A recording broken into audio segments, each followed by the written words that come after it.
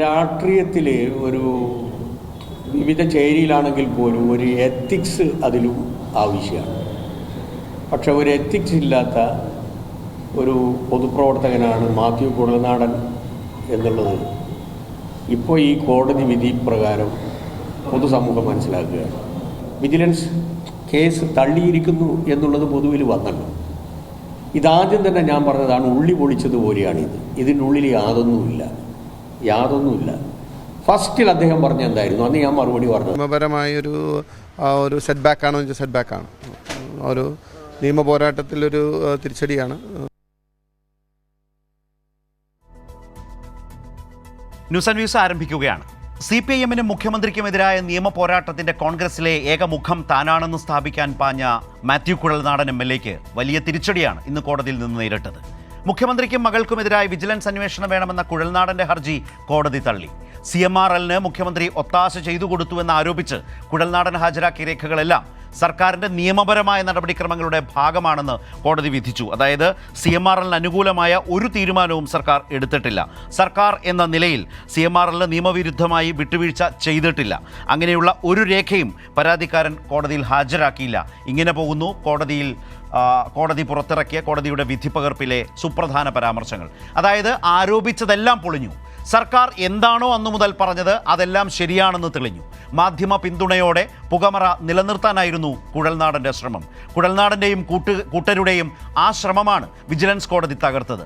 കോടതി വിധി തിരിച്ചടിയാണെന്ന് മാത്യു കുഴൽനാടന് തന്നെ സമ്മതിക്കേണ്ടി വന്നു.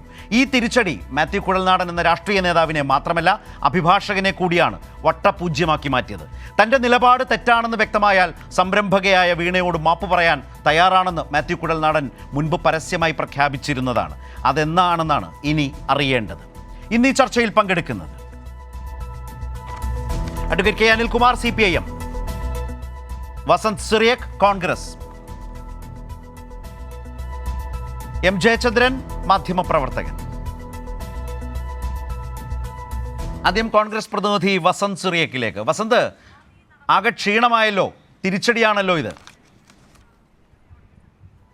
അല്ല, യാതൊരു ക്ഷീണവും ഇല്ലെന്നേ. ഇതൊരു കീഴ്ക്കോടതിയുടെ വിധിയാണ്, വിജിലൻസ് കോടതിയുടെ വിധിയാണ്.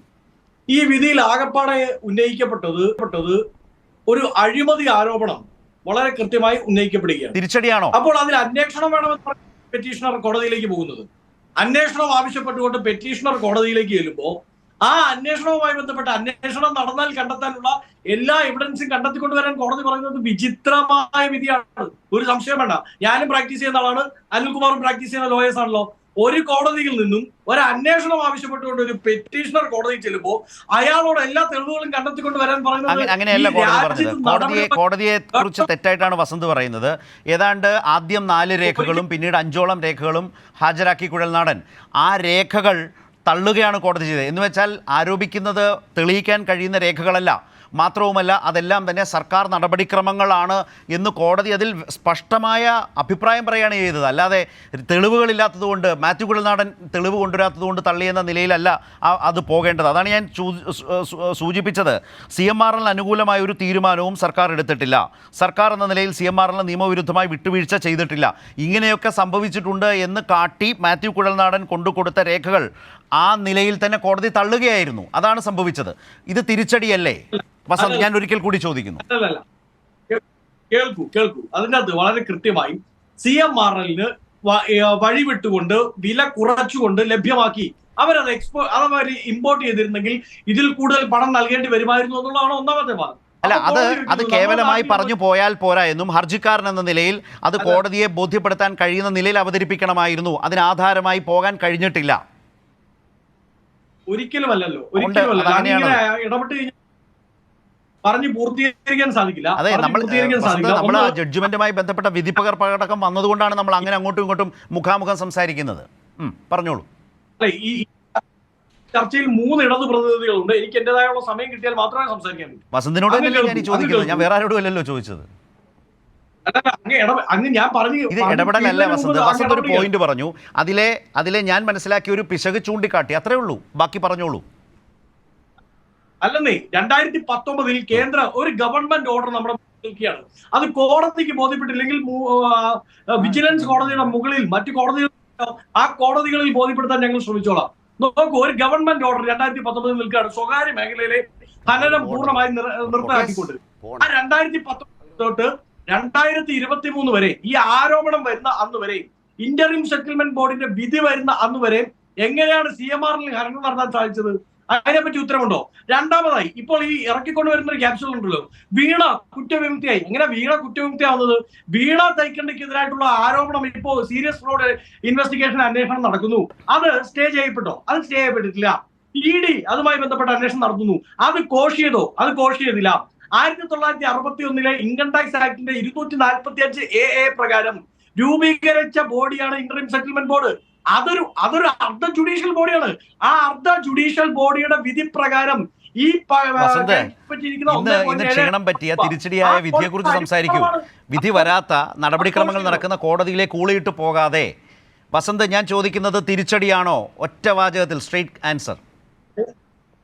വളരെ ക്ലിയർ ആണ്. ഒരു തിരിച്ചടിയുമല്ല, വിധി വരാത്തല്ല, വിധി ഹർജിക്കാരനായിട്ടുള്ള മാത്യു കുഴൽനാടൻ തന്നെ പറഞ്ഞത് ഇത് തിരിച്ചടിയാണ്, സെറ്റ് ബാക്ക് ആണ്, ഐ അക്സെപ്റ്റ് ഇറ്റ് എന്ന് പറഞ്ഞാണ് മാത്യു കുഴൽനാടൻ സംസാരിച്ചത്. വസന്തിന് അത് മനസ്സിലാവുന്നില്ലേ? ലീഗലി മാത്രം, ലീഗലി ഒരു സെറ്റ് ബാക്ക് ഉണ്ടാവും സ്വാഭാവികമായി. അതെങ്ങനെ ശരിയാവും? രാഷ്ട്രീയമായി നിരവധി വാർത്താ സമ്മേളനങ്ങൾ നടത്തുന്നു വസന്ത്. ശ്രീ അനിൽകുമാർ, ഇത് നിയമപരമായ തിരിച്ചടിയാണെന്ന് ഒടുവിൽ അദ്ദേഹം സമ്മതിക്കുന്നുണ്ട്. മാത്യു കുഴൽനാടൻ ഇന്ന് വലിയ വാദം പറച്ചിലൊന്നും മാധ്യമപ്രവർത്തകരുടെ മുമ്പാകെ നിൽക്കാതെ തന്നെ തിരിച്ചടിയാണ് എന്ന് സമ്മതിച്ചു. അതേസമയം ഇത് രാഷ്ട്രീയവും നിയമപരവുമായ തിരിച്ചടിയാണോ? കാരണം ഞാൻ ഇപ്പോൾ ഓർക്കുന്നത് ഒരു FB പോസ്റ്ററാണ്. സോഷ്യൽ മീഡിയ പോസ്റ്ററുകളുടെ കാലമാണല്ലോ. ഒരു പൊളിറ്റിക്കൽ ബോംബ് വരുന്നു എന്ന് പറയുന്ന സോഷ്യൽ മീഡിയ കാർഡുകൾ കോൺഗ്രസ് സൈബർ സ്പേസിൽ ഇറക്കി വിട്ടിട്ടാണ് അദ്ദേഹം വാർത്താ സമ്മേളനങ്ങളിലേക്ക് വരാറുള്ളത്. അപ്പോഴാണ് മന്ത്രി ശിവൻകുട്ടി പറയുന്നത് A4 ഷീറ്റ് ഉയർത്തിക്കാട്ടിയാൽ തെളിവാണെന്ന് കരുതുന്നവർക്ക് നല്ല നമസ്കാരമെന്ന് അദ്ദേഹം പറഞ്ഞത്. KJ ജേക്കബിൻ്റെ പോസ്റ്റിൻ്റെ അവസാനം ഇന്ന് കണ്ടത് സാരമില്ല, ഇനിയും കോടതികളുണ്ട്. വസന്ത് പറഞ്ഞ പോലെ നാട്ടിൽ ഫോട്ടോസ്റ്റാറ്റ് മെഷീനുമുണ്ട്, അതുപോലെ തന്നെ പ്രസ് ക്ലബ്ബുകളുമുണ്ട്. ഇത് രാഷ്ട്രീയവും നിയമപരവുമായ തിരിച്ചടി മാത്യു കുഴൽനാടനും കോൺഗ്രസിനും ഉണ്ടായതാണോ? അങ്ങനെ ആ നിലയിൽ CPIM ഇതിനെ കാണുന്നുണ്ടോ?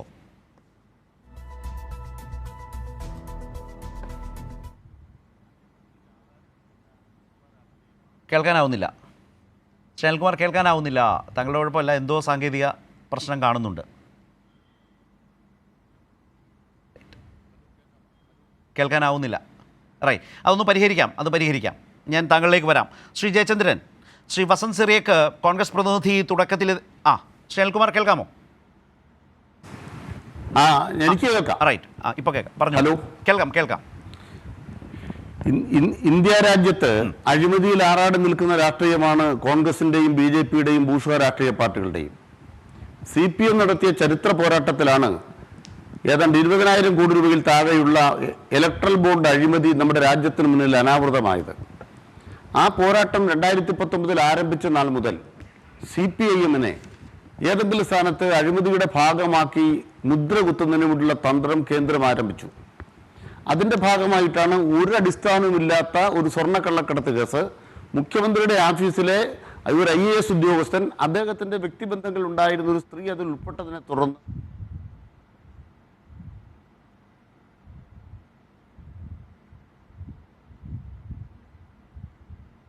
ശ്രീ അനിൽകുമാർ, സോറി, താങ്കൾ പറയുന്നത് കേൾക്കാനാവുന്നില്ല. അവിടെ എന്തോ തകരാറ് സംഭവിക്കുന്നുണ്ട്, ഒന്ന് പരിഹരിക്കട്ടെ. സോറി, വേഗം വരാം. ശ്രീ ജയചന്ദ്രൻ,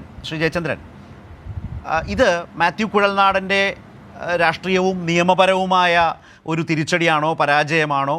സ്വാഭാവികമായി ഇത് കോൺഗ്രസിനാണ്. പക്ഷേ മാത്യു കുഴൽനാടൻ പലപ്പോഴും കോൺഗ്രസിനകത്ത് ഇതാകെ ഏറ്റെടുക്കുന്ന ഏകമുഖമാണ് എന്ന നിലയിലുള്ള ഒരു വലിയ പ്രചാരണം ഏതൊക്കെയോ കോണിൽ നിന്ന് വരുന്നുണ്ടായിരുന്നു. അതിന് എങ്ങനെ വേണമെങ്കിലും നമുക്ക് സംശയിക്കാം. പലപ്പോഴും മാത്യു കുഴൽനാടൻ ഏകാംഗമായി നിന്ന് വാർത്താ സമ്മേളനങ്ങൾ നടത്തുന്നു, പല രേഖകൾ ഉയർത്തിക്കാട്ടുന്നു. അപ്പോഴും പത്രപ്രവർത്തകർ ചോദിച്ചു, ഇതൊക്കെ ശരിക്കും സർക്കാർ നടപടിക്രമങ്ങളല്ലേ? ഉദാഹരണത്തിന് ഇപ്പോൾ ശശിധരൻ കർത്ത CMRൽ നിന്നൊരു അപേക്ഷ മുഖ്യമന്ത്രിക്ക് ലഭിക്കുന്നു. അത് ഇൻഡസ്ട്രീസ് പ്രിൻസിപ്പൽ സെക്രട്ടറിക്ക് അയച്ചു കൊടുത്തിട്ട് മുഖ്യമന്ത്രി ഇത് പരിശോധിക്കാനാണ് പറയുന്നത്. ഇത് നടപ്പാക്കുക എന്നല്ല അതിൽ എഴുതിയിരിക്കുന്നത്, ഇത് പരിശോധിക്കുക എന്ന നിലയിൽ പറയുമ്പോൾ അത് വഴിവിട്ട സഹായമാണ് എന്ന് സ്ഥാപിച്ചുകൊണ്ട് നടത്തിയ വാർത്താ സമ്മേളനങ്ങളുണ്ട്. ഇന്ന് കോടതി തന്നെ പറഞ്ഞതാണ് എൻ്റെ ഒരു വലിയ ഹൈലൈറ്റ്. കോടതി പറഞ്ഞത് ഇത് സർക്കാർ നടപടിക്രമങ്ങളുടെ ഭാഗമാണ്, അതല്ലാതെ വഴിവിട്ട ഒത്താശ ചെയ്തു കൊടുത്തു എന്ന നിലയിലുള്ള ഹർജിക്കാരൻ്റെ വാദമായി അതെടുക്കാനേ കഴിയില്ല എന്നാണ് കോടതി പറഞ്ഞിട്ടുള്ളത്. അപ്പോൾ അത്തരം ഒരു ഭാഗം അങ്ങനെ നിരവധിയായ സാഹചര്യങ്ങളിൽ സംഭവിച്ചിട്ടുണ്ട്. ഇന്നത്തെ ഹർജി വിധിപ്പകർപ്പിൻ്റെ പശ്ചാത്തലത്തിൽ നോക്കിയാൽ അതതിൻ്റെ ഒരു ഭാഗം. മറുഭാഗത്ത് ഞാൻ മുമ്പ് പറഞ്ഞല്ലേ അദ്ദേഹം ഒറ്റയ്ക്ക് ഇത് ഫൈറ്റ് ചെയ്യുന്നു എന്നുള്ളൊരു പ്രതീതി സൃഷ്ടിക്കുന്നു. അതിനെ അങ്ങനെ അങ്ങ് പിന്തുണച്ചുകൊണ്ട് പ്രതിപക്ഷ നേതാവോ മറ്റാരുമോ അങ്ങനെ കണ്ടിട്ടുമില്ല.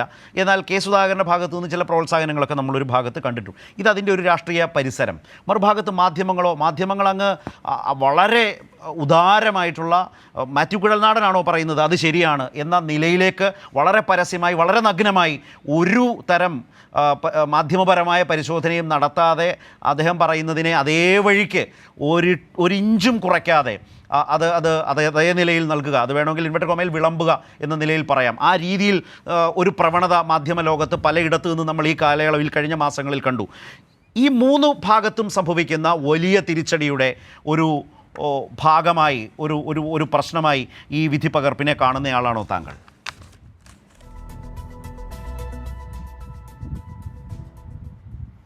അതുമാത്രമല്ല ശരത്ത്, ഈ കേസിലുള്ള പ്രത്യേകതയായിട്ട് കാണേണ്ടി വരുന്നത് ഇത് പിന്നെ കേവലം ഒരു മാത്യു കുഴൽനാടൻ എന്ന MLA മാത്രം പ്രശ്നമായി തന്നെ ലഘൂകരിക്കുന്നതിനോട് എനിക്ക് ശക്തമായ വിയോജിപ്പ് തന്നെയുണ്ട്. കാരണം സ്വതന്ത്ര ഇന്ത്യക്ക് സ്വാതന്ത്ര്യം കിട്ടിയതിന് ശേഷം എൻ്റെ അറിവിൽ ഞാൻ അന്വേഷിച്ചിടത്തോളം ഇത്തരത്തിൽ പിന്നെ കെട്ടിച്ചമയ്ക്കപ്പെട്ട ഒരു കേസ് ഒരു രാഷ്ട്രീയ നേതാവിനെതിരെ, അദ്ദേഹത്തിൻ്റെ രക്തബന്ധുക്കൾക്കെതിരെ സ്വതന്ത്ര ഇന്ത്യയുടെ ചരിത്രത്തിൽ മറ്റെന്തെങ്കിലും ഉണ്ടായിട്ടുള്ളതായിട്ട് എൻ്റെ അന്വേഷണത്തിൽ ഈ സമയം വരെ ബോധ്യപ്പെട്ടിട്ടില്ല. ഈ കേസല്ലാതെ അത്രയ്ക്കും ജുഗുപ്സാവഹമായ ഒരു കേസായിട്ടാണ് ഇത് തുടക്കം മുതൽ തന്നെ നിലകൊണ്ടത്. ഇതിനെ പിന്താങ്ങുന്നതാരാണ്? കേരളത്തിലെ പിന്നെ സർക്കാർ വിരുദ്ധ, പ്രത്യേകിച്ച് CPIM വിരുദ്ധത കൈമുതലാക്കിക്കൊണ്ട് ആഘോഷിച്ച് നടക്കുന്ന പിന്നെ ഫോർത്ത് എസ്റ്റേറ്റ് എന്ന് പറയുന്ന മാധ്യമങ്ങൾ തന്നെയാണ് അതിന് പിന്നെ എല്ലാ തരത്തിലുള്ള ഒത്താശയും ചെയ്തു കൊടുത്ത് തോളോട് തോൾ ചേർന്ന് ഇതിനെ അങ്ങേയറ്റം സർക്കാർ വിരുദ്ധമായി, പിണറായി വിരുദ്ധമായി, CPIM വിരുദ്ധമായി, ഇടത് വിരുദ്ധമായി ഒക്കെ പൊലിപ്പിച്ചുകൊണ്ടേയിരുന്നത്. അപ്പം ആ നിലയ്ക്ക് തന്നെ അതിനെ കാണാതെ മറ്റൊരു തരത്തിലേക്ക് മാത്യു കുഴൽനാടന് പറ്റിയ ഒരു എന്താണ് ഒരു വീഴ്ച, തെറ്റ് എന്നുള്ള നിലയിലേക്ക് അതിനെ ഞാൻ ലഘൂകരിക്കുകയില്ല. ഒരു വ്യക്തി ലീഡർ എന്ന നിലയിൽ മാത്യുവും അല്ലെങ്കിൽ കുഴൽനാടനും, അദ്ദേഹത്തിന്റെ മുന്നണിയും അതുപോലെ തന്നെ മാധ്യമങ്ങളും, ഞാൻ അങ്ങനെയാണ് താങ്കളോട് അതേക്കുറിച്ച് ചോദിച്ചത്. അതെ, അല്ല, ഞാൻ താങ്കൾ അങ്ങനെ പറഞ്ഞു എന്നുള്ള ആക്ഷേപവും എനിക്കില്ല. ഞാൻ പറഞ്ഞ അങ്ങനല്ല. ഞാൻ പറഞ്ഞ പൊതുവായി നാളെയും ഇനിയുള്ള ദിവസങ്ങളിലും ഇത് ചർച്ച ചെയ്യപ്പെടുമ്പോൾ ഞാൻ നിൽക്കുക ഈ വീക്ഷണത്തിൽ തന്നെയാണ്, ഈ നിലപാടിൽ തന്നെയാണ്.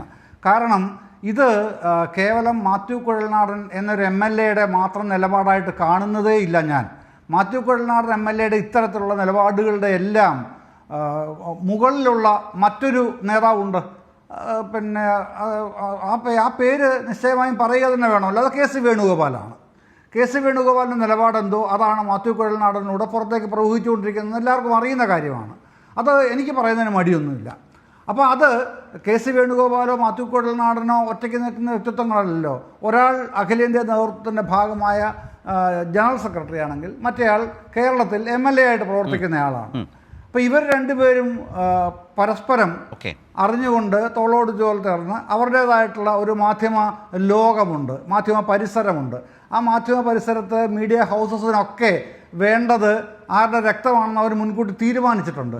ആ രക്തത്തിന് വേണ്ടിയുള്ള മുറവിളി ഉയർത്തുന്നയാൾ മാത്യു കുഴൽനാടനാകുമ്പോൾ മാത്യു കുഴൽനാടനെ ഒരു മാതൃകാ പുരുഷനായി, അഴിമതിക്കെതിരെ കുരിശുയുദ്ധം നടത്തുന്ന ഒരു പോരാളിയായി, ഒറ്റയാൾ പട്ടാളമായി അവതരിപ്പിക്കുക.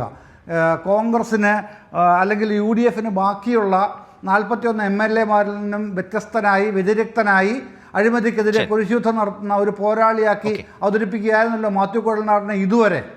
ഇതില് വസന്ത് ന്യായീകരിക്കുന്നതല്ല. ഇന്നത്തെ ഒരു ദിവസം കൊണ്ട് അതിന് കർട്ടൻ വീഴുന്നുണ്ടോ? അങ്ങനെ ജയചന്ദ്രൻ, ഇന്നത്തെ ഒരു ദിവസം കൊണ്ട് അതിന് കർട്ടൻ വീഴുന്നുണ്ടോ? ഇല്ല. അല്ല, ഇത് ഈ ഒരു ഇത് എങ്ങനെയാണ് ഒരു തിന്മ നടപ്പാക്കപ്പെടുന്നത് എന്നുള്ളതിൻ്റെ ഒരു വിവരണം ഇതിൻ്റെ അകത്ത് അടങ്ങിയിട്ടുണ്ട്. ഇന്നത്തെ വിജിലൻസ് കോടതി വിധിയിൽ അതാണ് അടങ്ങിയിരിക്കുന്നത്. ഒരു തിന്മ എങ്ങനെയാണ് നടപ്പാക്കപ്പെടാൻ ആഗ്രഹിച്ചത് അവർ അത് തകർന്നടിച്ചതിന്റെ ഭാഗമായിട്ടാണ് മാത്യു കുഴൽനാടൻ പരസ്യമായി പറയുന്നത് തിരിച്ചടിയാണ്, Right. setback അതാണ് ആണ് ശ്രീ ജയചന്ദ്രൻ. എന്ന് പറയുമ്പോൾ അതാണ് ഞാൻ പറഞ്ഞത്. പിന്നെ വിധിപ്പകർപ്പ്. ആഴത്തിലുള്ള അതാ, ഒരുപാട് ശ്രീ ജയചന്ദ്രൻ, ഞാൻ താങ്കളിലേക്ക് വരാം. അതായത് വളരെ ശക്തമായ ഒരു വിധിപ്പകർപ്പ് വരുന്നു. ആ വിധിപ്പകർപ്പിലൂടെ ഹർജിക്കാരൻ മുന്നോട്ട് വെച്ച അദ്ദേഹത്തിന്റെ സങ്കല്പങ്ങളോ അവകാശവാദങ്ങളോ കോടതി നിരാകരിക്കുന്നു. അതിനുവേണ്ടി ഹാജരാക്കിയ രേഖകൾ ആ നിലയിൽ നിലനിൽക്കുന്നതല്ല എന്ന് കോടതി കണ്ടെത്തുന്നു. ഇവിടെ ശ്രീ അനിൽകുമാർ, നേരത്തെ താങ്കൾ പറഞ്ഞു വന്നപ്പോൾ സാങ്കേതിക തടസ്സം കൊണ്ടാണ് അതിൻ്റെ ഫ്ലോയിൽ പൂർത്തിയാക്കാൻ കഴിഞ്ഞില്ല. എൻ്റെ ചോദ്യം ഇതാണ്, മുഖ്യമന്ത്രി പിണറായി വിജയന് നേരെയുള്ള പ്രതിപക്ഷത്തിൻ്റെ, കോൺഗ്രസിലെ തന്നെ ആ താല്പര്യക്കാരുടെ, അതുപോലെ തന്നെ മാധ്യമങ്ങളിൽ ആ താല്പര്യവുമായി നിരന്തരം സഞ്ചരിക്കുന്നവരുടെ ഒരു വലിയ, കുറേ കാലമായിട്ടുള്ളൊരു വലിയ അജണ്ട അതിൻ്റെ പുറത്ത് നടപ്പാക്കി കൊണ്ടുവന്നത് വളരെ സ്പഷ്ടമായി പരാജയപ്പെടുന്നത്, പൊളിയുന്നതാണോ ഇന്ന് കണ്ടത്? ഞാൻ പറഞ്ഞു വന്ന കാര്യം, ഇന്ത്യ രാജ്യം കണ്ട ഏറ്റവും വലിയ അഴിമതികളുടെ ഇലക്ട്രൽ ബോണ്ടാണ്. അതിനെ തുടക്കം തൊട്ട് തന്നെ എതിർത്തു CPIM 2019 മുതൽ. അന്ന് മുതൽ ഈ ഇലക്ട്രൽ ബോണ്ട് കൈപ്പറ്റിക്കൊണ്ടിരുന്ന, കോടികൾ വിഴുങ്ങിക്കൊണ്ടിരുന്ന ഇന്ത്യയിലെ ബൂർഷ്വാ പാർട്ടികൾക്കും അതിനെ പിന്തുണച്ചുകൊണ്ടിരുന്നവർക്കും CPM കണ്ണിലെ കരടാണ്. അതുകൊണ്ട് CPIMൻ്റെ ഗവൺമെൻറ്റിനെ അപമാനിക്കുക, അപകീർത്തിപ്പെടുത്തുക എന്നത് അവരൊരു അജണ്ടയാക്കി മാറ്റിയിരുന്നു. അതിൻ്റെ ഭാഗമായിട്ടാണ് ഒരു ബന്ധവുമില്ലായിരുന്ന സ്വർണ്ണക്കള്ളക്കടത്ത്, ഈന്തപ്പഴത്തിൻ്റെ മറവിൽ, പിന്നെ ഖുറാൻ്റെ മറവിൽ, പിന്നെ ലൈഫ് മിഷൻ അഴിമതി, ബിരിയാണി ചെമ്പിൻ്റെ മറവിൽ, ഇങ്ങനെ എല്ലാ ദിവസങ്ങളും വ്യാജങ്ങൾ നിർമ്മിച്ചുകൊണ്ടിരിക്കുകയായിരുന്നു മാധ്യമ പിന്തുണയോടുകൂടി. ഇപ്പോൾ ഉന്നയിക്കപ്പെട്ടൊരു വാക്ക് തന്നെ മാസപ്പടി. ഇപ്പോൾ ഇടതുപക്ഷത്തെ അവമാനിക്കാൻ മാസപ്പടി എന്ന് വിളിക്കുക, ഉടനെ ഇടതുപക്ഷക്കാർ തല താഴ്ത്തും. ഏതാണ്ട് 20,000 കോടി രൂപയുടെ അഴിമതി നടത്തിയ ബൂർഷ്വാ രാഷ്ട്രീയ പാർട്ടികളെല്ലാം കൂടെ കൂടി ഈ ഒരു ആക്ഷേപം ഉന്നയിച്ച മുഖ്യമന്ത്രിയെ, കേരളത്തിലെ ഏറ്റവും ഊർജ്ജസ്വലമായി ഇക്കാര്യങ്ങൾ ചെയ്യുന്ന മുഖ്യമന്ത്രിയെ കുടുംബാംഗത്തിൻ്റെ പേര് പറഞ്ഞ് അപമാനിക്കാനുള്ള നീക്കമാണ് നടത്തിക്കൊണ്ടിരുന്നത്. പക്ഷേ യഥാർത്ഥത്തിൽ എന്താ സംഭവിച്ചത്? നിയമം അതിൻ്റെ വഴിക്ക് പോയപ്പോൾ 4ാമത്തെ കോടതി വിധിയാണ് വന്നത്. ഇന്ന് വന്നത് ആദ്യത്തെ വിധിയല്ല. ഒരു കേസ് മൂവാറ്റുപുഴ കോടതിയിൽ പോയായിരുന്നു. ആ മൂവാറ്റുപുഴ കോടതിയിലെ കേസിലെ 1ാമത്തെ വിധി എന്ന് പറയുന്നത്, അന്ന് മൂവാറ്റുപുഴ കോടതി കൃത്യമായിട്ട് ചോദിച്ചത് എന്താണ്, ഈ കമ്പനിക്ക് അനുകൂലമായി പിണറായി വിജയൻ സർക്കാർ എന്ത് ഉപകാരം ചെയ്തിട്ടുണ്ട്, സഹായം ചെയ്തിട്ടുണ്ട്, നിങ്ങളത് പറയണം. അത് പറയാൻ ആ കേസിലെ ഹർജിക്കാരനായ അന്തരിച്ചു പോയ ഗിരീഷ് സാധിച്ചില്ല. അതുകൊണ്ട് ആ കേസിനകത്ത് കൃത്യമായി വിധി വന്നിട്ടുണ്ട്. സർക്കാരിൻ്റെ ഭാഗത്ത് നിന്ന് എന്തെങ്കിലും പ്രതിഫലം ചെയ്തിട്ടില്ല, അതുകൊണ്ടാണ് തള്ളിയത്.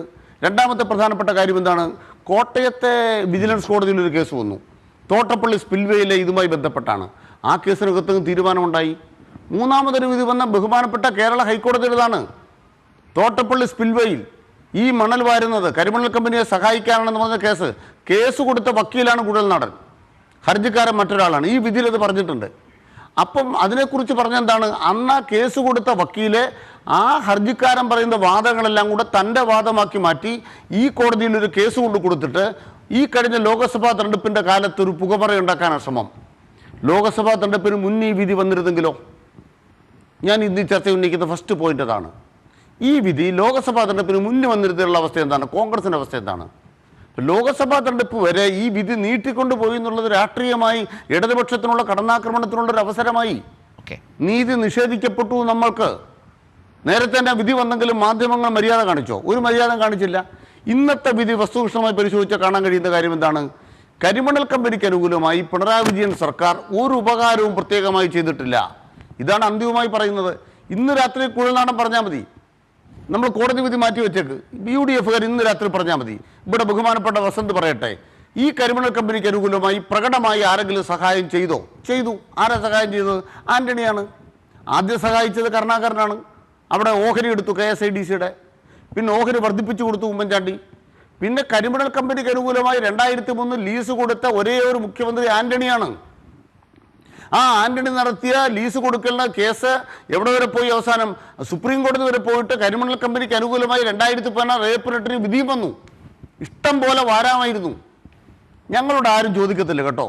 സുപ്രീം കോടതി വിധി അനുസരിച്ച് 2016 മുതൽ ഈ പിണറായി വിജയൻ സർക്കാർ അധികാരത്തിൽ ഇരുന്ന 3 കൊല്ലക്കാലം ഈ മണൽ വാരിയിരുന്നെങ്കിൽ ഞങ്ങളോട് ആരും ചോദിക്കത്തില്ല, അഴിമതിയാണെന്ന് പറയത്തുമില്ല. അതിന് കാരണം എന്താണ്? വാരാമായിരുന്നു.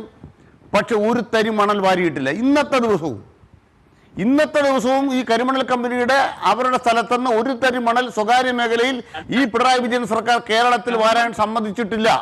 വാരാൻ അനുവാദം കൊടുത്ത ആന്റണി, വാരാൻ സമ്മതിക്കാതിരുന്ന പിണറായി വിജയൻ. ശ്രീ അനിൽകുമാർ, ഞാൻ വസന്തിലേക്ക് പോകുന്നതിന് മുമ്പ് അദ്ദേഹം നേരത്തെ പറഞ്ഞതിലൊരു പോയിന്റ് ഉണ്ട്. അദ്ദേഹം പറഞ്ഞത് ഈ സർക്കാരിൻ്റെ കാലത്ത്, ഇന്നത്തെ വിധിയോടുകൂടി അതൊക്കെ അപ്രസക്തമാണ്, അത് വേറെ കാര്യം, എങ്കിൽ പോലും അദ്ദേഹം പറയുന്നത് ഈ സർക്കാരിൻ്റെ കാലത്ത് ഈ പറഞ്ഞ CMRL ഖനനം നടത്താൻ കഴിഞ്ഞില്ലേ, മണ്ണ് കിട്ടിയില്ലേ എന്നാണ് അദ്ദേഹം ചോദിച്ചത്. ഖനനം നടന്നതിനെ കുറിച്ചാണ് പറഞ്ഞത്. അത് കൃത്യമായിട്ട് ആ കോടതി തന്നെ ഒരു ചോദ്യം കുഴൽനാടനോട് ചോദിച്ചു. KMML എന്ന് പറയുന്ന കമ്പനിയും ഈ കരിമണൽ കമ്പനിയായിട്ട് നേരിട്ട് എന്തെങ്കിലും ബന്ധമുണ്ടോ? ചോദ്യം നമ്പർ 1. ഇന്ന് രാത്രിയിൽ ഉത്തരം പറഞ്ഞാൽ അത് ബസന്ത്. കുഴൽനാടൻ ഉത്തരം പറഞ്ഞില്ല. KMML എന്ന് പറയുന്ന കേരളത്തിൻ്റെ പൊതുമേഖലാ സ്ഥാപനമാണ്. അവർ കരിമണൽ എടുക്കാൻ വേണ്ടി, അല്ലെങ്കിൽ തോട്ടപ്പള്ളി സ്പിൽവേയിൽ നിന്ന് മണൽ മാറ്റുന്നുണ്ട്. അതല്ല, കുട്ടനാട്ടിൽ വെള്ളപ്പൊക്കമാണ്. ആ മണൽ മാറ്റുമ്പോൾ ആ മണൽ എവിടെ ഉപയോഗിക്കുന്നു? ആ മണൽ തിരിക്കാനായിട്ട് ഇന്ത്യ രാജ്യത്ത് അധികാരമുള്ള ഏക സ്ഥാപനം ഇന്ത്യൻ റെയർ എർത്ത് ലിമിറ്റഡ് ആണ്. അവരാരാണ്? നരേന്ദ്രമോദിയുടെ കീഴിലുള്ള സ്ഥാപനമാണ്. ആ നരേന്ദ്രമോദിയുടെ കീഴിലുള്ള IRE എന്ന് പറയുന്ന സ്ഥാപനമാണ് ഈ സാധനം സിന്തറ്റിക് റൂട്ടയിലാക്കുന്നത്. എന്നിട്ട് അവർ ലേലം ചെയ്തോ അല്ലെങ്കിൽ അവർ ടെൻഡറിലൂടെയോ ഈ CMRL വിൽക്കും. അപ്പോൾ ചോദ്യം എന്താണ്? അവർക്ക് മണൽ കിട്ടിയിട്ടുണ്ടെങ്കിൽ ആ മണൽ കിട്ടിയ വഴി എന്ന് പറയുന്ന IRI ആണ്. IRI മോദിയുടെ കയ്യിലാണ്. എന്താണ് കോൺഗ്രസ്സുകാർക്ക് മോദിയോട് പരാതിയില്ലാത്തത്? എന്താണ് കുഴൽനാടൻ IRIയുടെ കാര്യത്തിൽ പരാതിയില്ലാത്തത്? അവരുടെ ഭാഗത്ത് അഴിമതി ആരോപിക്കാത്തത്? കുട്ടനാട്ടിലെ വെള്ളപ്പൊക്കമാണ് മാറ്റാനായിട്ട് അവിടുന്ന് മണൽ വാരി മാറ്റണം. മാറ്റുന്നത് പൊതുമേഖലാ സ്ഥാപനമാണ്. ടെൻഡറില്ലാതെ കൊണ്ടുപോയോ? ചോദ്യം കുഴൽനാടനുള്ള കോടതിയുടെ ചോദ്യമാണ്. ടെൻഡറില്ലാതെ കൊണ്ടുപോയോ? CMRL നേരിട്ട് ഒളിച്ചു പേർക്ക് മണൽ കൊടുത്തോ? EWA ബില്ല് കൊടുത്താ പറഞ്ഞ്. ഇത് പ്രതിഫലമില്ലാതെ കൊണ്ടുപോയെന്ന് കുഴൽനാടന് പോലും കേസില്ല. അതിനർത്ഥം എന്താണ്? ഒരു തരത്തിലും ഒരു ചെറിയ വാചകം കൊണ്ട് പോലും ആ കമ്പനിയെ സഹായിക്കുന്ന ഒരു കാര്യം കേരള സർക്കാർ ചെയ്തിട്ടില്ല. മാത്രമല്ല ശരത്തെ, ഒരു കാര്യം മറന്നു പോകരുത് കേട്ടോ.